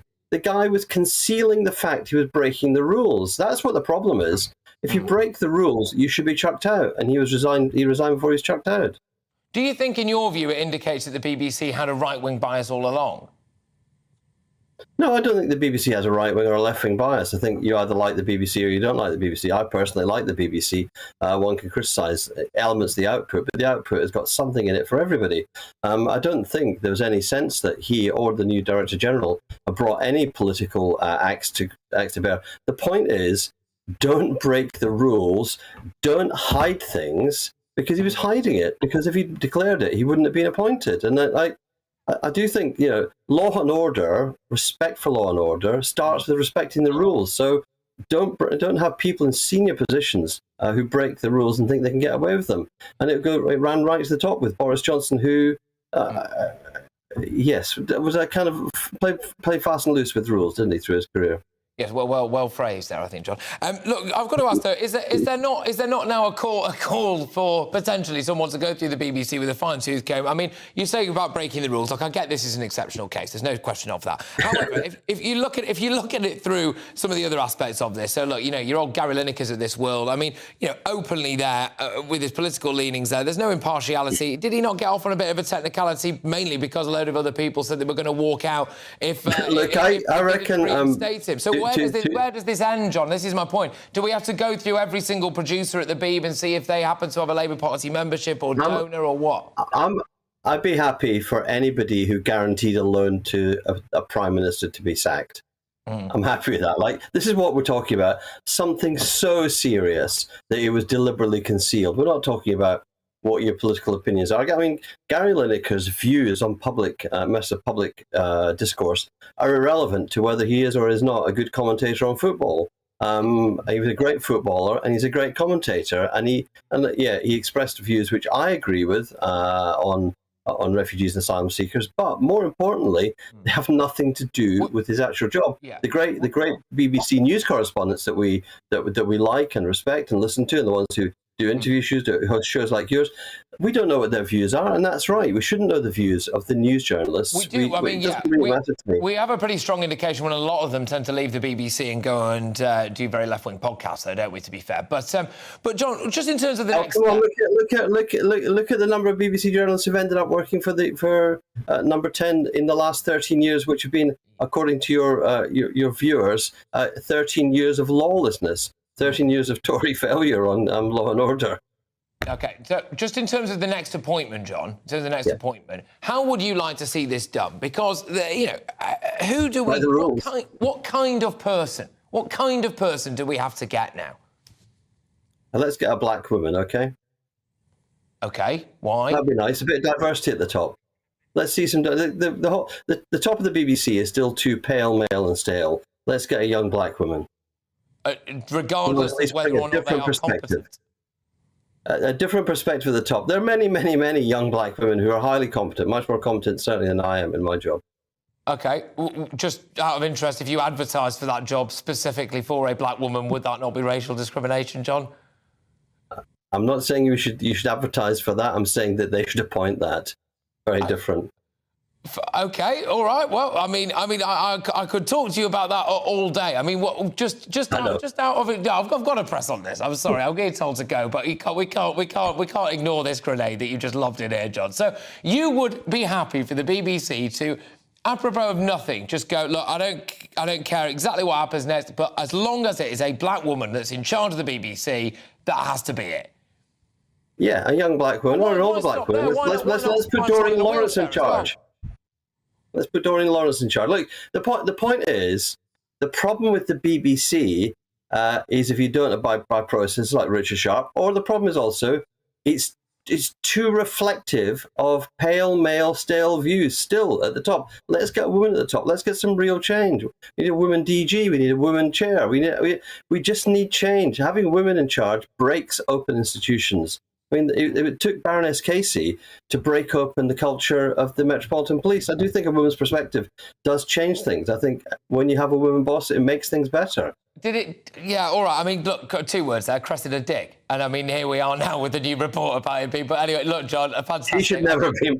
She should have been sacked when she oversaw the assassination of George Charles kind of woman. And of course, she was white. So, I mean, maybe that was where she went wrong. Look, yeah. John, thank you. John McTernan there, political strategist. Wow. OK, all right, loads more to come between now and 6 o'clock.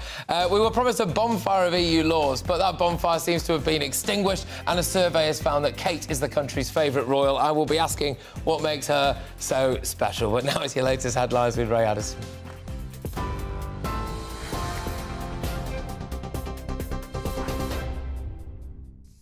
(33 and our top story tonight. Richard Sharp has resigned as chairman of the BBC after a report found that he breached the rules for public appointments. The review says he failed to properly disclose his involvement in facilitating an £800,000 loan guarantee for Boris Johnson. Mr Sharp says the breach was inadvertent and he's quitting to prioritise the interests of the broadcaster. Following calls from Labour that he should have been sacked, the Prime Minister says the right process was followed. This is about doing things properly and professionally, and when concerns are raised, it's right that there is a proper process, an independent process, that we don't prejudge, we allow it to carry on, establish the facts of what happened, reach a conclusion. That's happened. Richard Sharp has resigned, but it's right that we do these things properly and professionally. I think most people will think that's the right thing to do. Police investigating the murder of a pregnant teacher in Scotland have confirmed that they've found the body of her missing partner. Police had been looking for 36-year-old David Yates in connection with the death of Morel Sturrock at a home in Glasgow on Tuesday. Mr Yates's remains were found after searches of Mugdock Reservoir. His death is not being treated as suspicious. Members of the GMB union have accepted the government's pay offer to health workers of a 5% pay rise and a one-off cash sum. GMB officials say they will now vote to accept the offer at a meeting next week of the NHS Staff Council. Health Secretary Steve Barclay says the deal recognises the outstanding job of NHS staff whilst protecting the government's commitment to halve inflation. The Prince and Princess of Wales have paid an emotional visit to a Welsh village to remember the victims of the 1966 Aberfan disaster.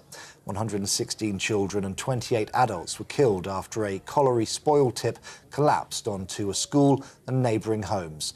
William and Kate visited the Aberfan Memorial Garden to pay their respects. We're on TV, online, on DAB Plus Radio and on TuneIn too. This is GB News. Patrick's coming right back just in a moment.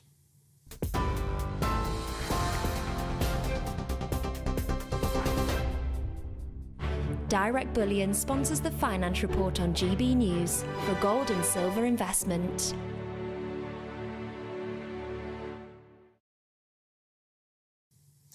OK, here's a quick snapshot of today's markets. The pound will buy you $1.2579 and €1.1399. The price of gold is £1,582 and 4 pence per ounce. And the FTSE 100 closed at 7,870 points. Direct Bullion sponsors the Finance Report on GB News, investments that matter.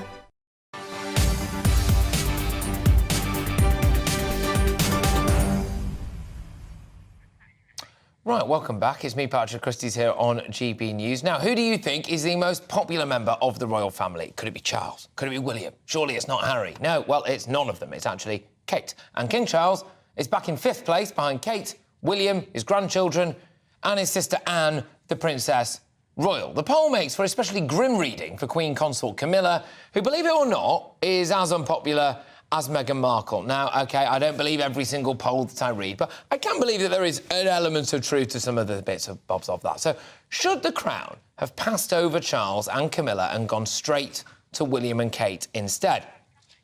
There is a huge variety of opinion on this, as is evidenced by the amount of you getting in touch. So, tradition, what our dear Queen would have wanted as well. She was clearly very much of the idea that Charles should take over. That is the way that things are done. Charles and Camilla have an accumulated pot of wisdom, don't they, that other people simply do not have, and that is the way that we should do things. However, you could make the case, couldn't you, that in the modern day and age, William and Kate are more popular, maybe more energy, and that this might be the best thing to do for have a longer reign and cement the monarchy in British society. I can see both sides of it. I'm certainly not going to be saying that I think King Charles should be abdicating anytime soon. That is definitely not my view. But what do you make of it? Joining me now is Grant Harold, who's a former royal butler to the now King Charles, and James Woodhousen, who's a visiting professor at London South Bank University. Great stuff. James, I'll start with you. Why not? Do you think that King Charles should have abdicated in favour of William? No, I favour the abolition of the monarchy. Right. OK. Well, OK, so you'd just abolish them all, would you? Why? Because they've got too much power, because you can't vote them out, because Charles has already played a disreputable role endorsing the European Union. I don't know what you mean, Patrick, by saying he and Camilla have an accumulated pot of wisdom. If you're talking to plants or you're continually saying that the planet has only X months to live, doesn't sound very wise to me. OK, well, that's your view. Obviously, I'll throw it your way now to you, Grant. What do you make of it as a former royal butler to now King Charles? Do you think he's firmly in his place where he should be? I'm sorry, I'm disagreeing with James on this one. Yeah, I think, obviously working for them, I've got a lot of respect for them. I think that, the popularity poll is important because it shows us all who's popular, who's not. And it's also important because I think the one thing for the royal family is vital is that, these popularity polls, they do take them seriously. And it is obviously worrying that the new Queen Consort is the same as Meghan. But I did notice that from the 4,000 people, that I think about half of them did say that the King is doing a good job. It's still low, but at least it is just under half of them. And the thing about the monarchy is I think with a monarchy, if we didn't have that, we'd have a president. And I just think the majority of people would still agree that it's great having a royal family rather than an elected head. What do you think, Grant? I'll just stick with you for a second. But what do you think of the idea that maybe the monarchy would have been securer for a longer period of time, more popular, if they'd have lobbed it over to William and Kate and their family, and they could have had a very good crack at it, presumably for decades, all being well? I mean, that's a fact, isn't it, Patrick? We know that they're popular. I mean, there's nobody in recent years that I've met that don't like the two of them, and there's no question that the future with them would put it in good hands. But the thing about the king is he was always, even when I worked for him, I'm aware of what the job involves, and he wouldn't just want to pass that on because basically they've already lost a lot of their freedoms. And, you know, when you take that role on, that's it. There's no kind of coming back. So I think that he will want to protect them as long as he can and will not abdicate. And also, if it suddenly became a case that we started looking at these polls and you started electing, or say voting for your favourite royal, that is like having an elected head of state instead of just be the natural succession as it is. But I don't think the king would abdicate. I just don't see that happening as long as he's able to fulfil his duties. James, look, I mean, you're listening to a chap there who's had very, very close interaction with the royal family and with our king, and says that he knows him pretty well. James, what do you know about all of this? You're saying that, you know, you should abolish the monarchy, that he doesn't have a particular accumulated pot of knowledge, that they're not a good thing for Britain. I mean, what would you say to someone who just says that, you know, you've got a bit of a chip on your shoulder, mate? Oh, I plead guilty to that, Patrick, any day of the week. And I'm delighted to be instructed by Grant, who I know is an expert in etiquette. Look, it's not just a personal grievance. I got nothing against the man. I don't know the man, as you say. I've got nothing against the wealth that they have, which they spend kind of on our behalf. It's a simple democratic principle. I'm sorry you think it's chippy to say I don't agree with Grant that the royalty has lost a lot of freedom. I think that the king, the monarch, has the power to give the assent to new prime ministers, to appoint new prime ministers, to run the Privy Council, which has 740 members whose proceedings are entirely private, which is composed of peers and MPs and judges and so on. There's a whole apparatus of power there which is unelected. Do we believe in elections in this country? Do we believe that an elected president with all those dangers is preferable to an unelected monarch who can throw their weight about much more than the public imagines? What do I know about the monarchy? Well, I know that they can authorize wars in Iraq. They can, as I said, try to manipulate popular opinion in favor of Brussels and the EU. It was quite outrageous that Prince Charles went to Brussels and glad-handed the bureaucracy there. What's apolitical about that? What's neutral about that? All he is doing I'll tell you what, Jay. James, I'll tell you that. I'll try and link this back into kind of our original discussion, actually, with Grant, because I suppose you could argue, Grant, couldn't you, that William is less tainted by this stuff than Charles. Charles has been around a very long period of time and therefore has done some of the things that are being alluded to there by James, whereas William maybe would have been a bit of a clean slate for the monarchy. What do you think?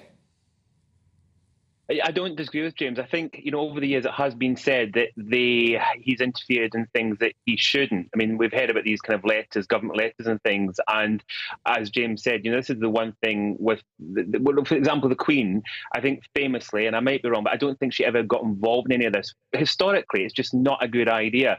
And I think that is something that, you know, that the King has to kind of follow his mother's example, because if they do get too political, then it is going into that dangerous territory. And that is, I agree with that, and I think a majority of people would say the same, that it is important that they stay neutral going forward.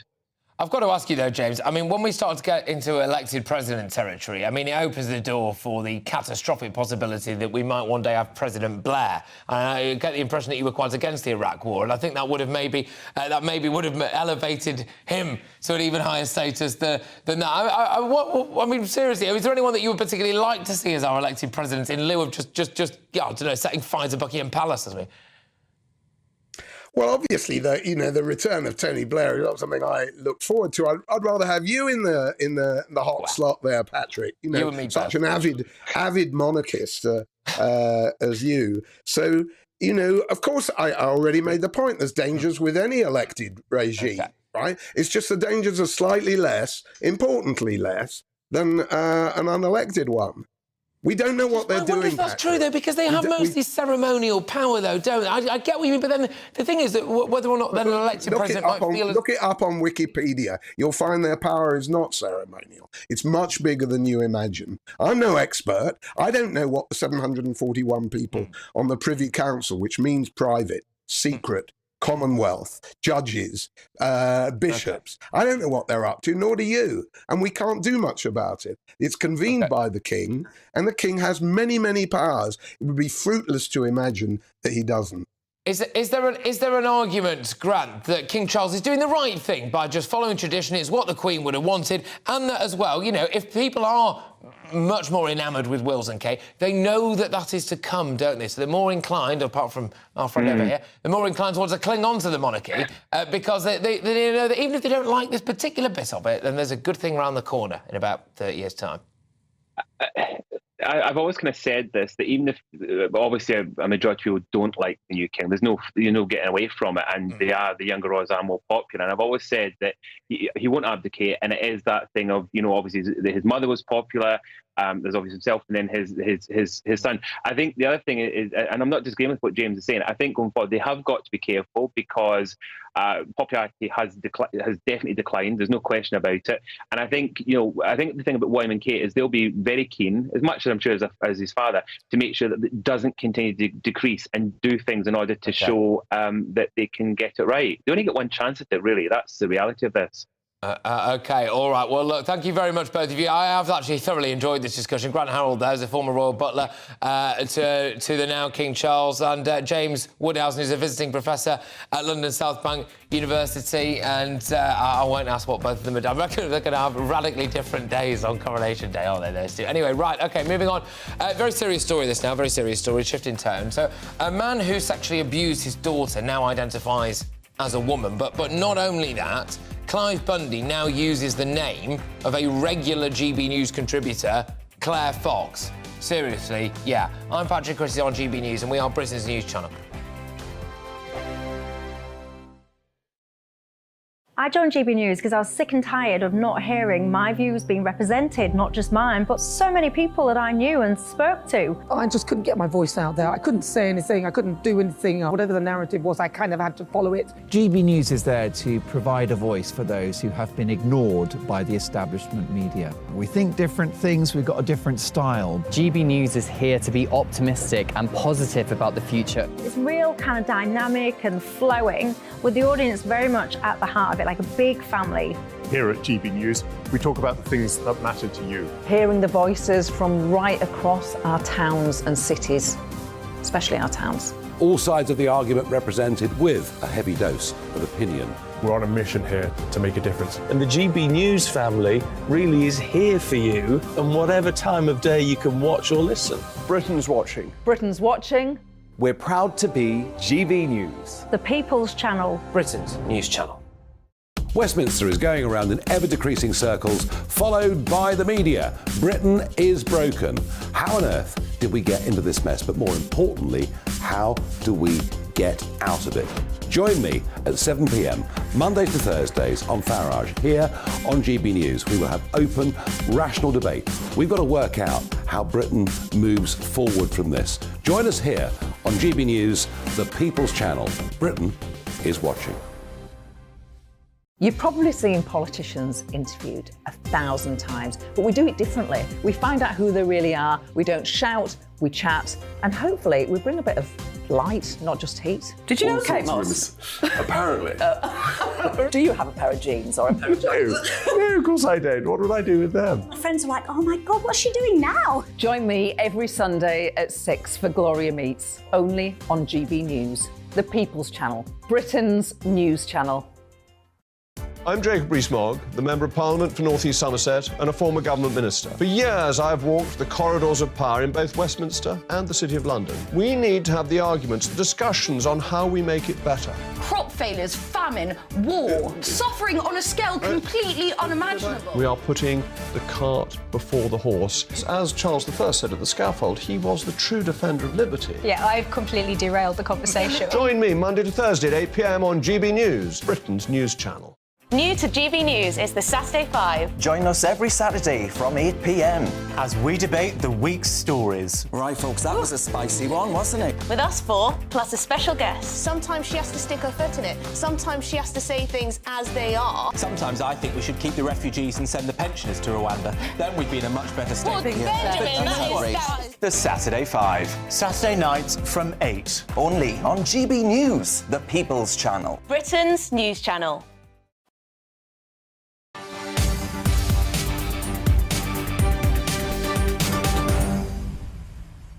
Sometimes a story just confronts you, doesn't it? And it just seems so ridiculous that you assume it can't be real life. But unfortunately, it is. A man who sexually abused his daughter now identifies as a woman. But not only that, OK, Clive Bundy now uses the name of a GB News contributor, Claire Fox. And there's a huge amount of different issues to this story. There's the legal loophole, frankly, for anyone who goes and commits a horrific incestuous paedophilic crime to be able to change their name and then presumably just fly under the radar, so you can employ them to maybe just do some odd jobs around your house and you wouldn't necessarily know, because when you Google their name, it wouldn't come up. There is also the fact that, as Claire Fox will go on to tell you in a second, she believes that this chap is deliberately trying to imitate her name so that it drags her name through the mud, and also alludes to the fact that she is wrongly regarded as being in some way kind of transphobic as well. And it makes a mockery of the whole justice system, doesn't it? I was very pleased to have caught up with Claire Fox a little bit earlier on in the show, and here's the conversation that I had with her. So you've got this character, Clive Bundy, who abused his daughter from the age of 9 or the age of 8 for 9 years. He eventually got put in prison, 15 years sentence in 2016, and is due to be let out on parole only after serving 7 years. 2 years ago, decided to transition, or, said that had gender dysphoria. And, of course, the prison went out their way to supply him, and I stress him, Clive, with makeup and a dress and so on. And the thing that's really horrible about all this is that his daughter, Kerry Lee Gavin, would not have known any of this had not the victim liaison officer told her eventually. But Clive Bundy is about to get out of prison, live under the name of Claire Fox. His own daughter, who he abused, and anyone else would therefore not know that Clive Bundy was out and about. For people who are not related, who don't know this story, which is why we need to tell this story, the thing is that now on his driving licence and on his birth certificate, it will say Claire Fox. And obviously this is a joke, but it's an attempt at erasing and his crimes, disguising his heinous crimes, and the Ministry of Justice say, oh, yeah, well, what can we do? We can't misgender or, go against the wishes of this transgender woman as we're now supposed to behave. What a horrible situation. The Home Office will now use this name. Right, so you've got a number of different things happening here. If you wanted to do a check on this person, a police check, you would have to check under Claire Fox, and you might be a bit surprised to find that Claire Fox either hasn't got a record or that actually Claire Fox is a peer in the House of Lords. Right, it might be, but whatever. And so it's obviously completely confusing the whole situation. But obviously, what it won't show is that this person is a paedophile, an incestuous paedophile who abuses his own daughter. It's just absolutely bonkers, isn't it? Thank you very much, Clive Fox, for coming on and talking about that. But, yeah, an absolutely ludicrous story. But just the prime example of what's going to happen more and more and more. People using legal loopholes to change their identity and so they can fly under the radar. And, yes, all right, there is a very, very, very slightly kind of humorous undercurrents to this in the sense that he's imitating Claire Fox, and Claire acknowledged that herself. But the fact is now that there will be people out there who you could employ as a painter or a decorator or someone to just come and do odd jobs around your house. And let's be honest, you would have absolutely no way of knowing who they are because they've changed their name and changed their gender, and you might have kids in the house or something like that, and it's absolutely shocking. Michelle Dewberry joins me now, though.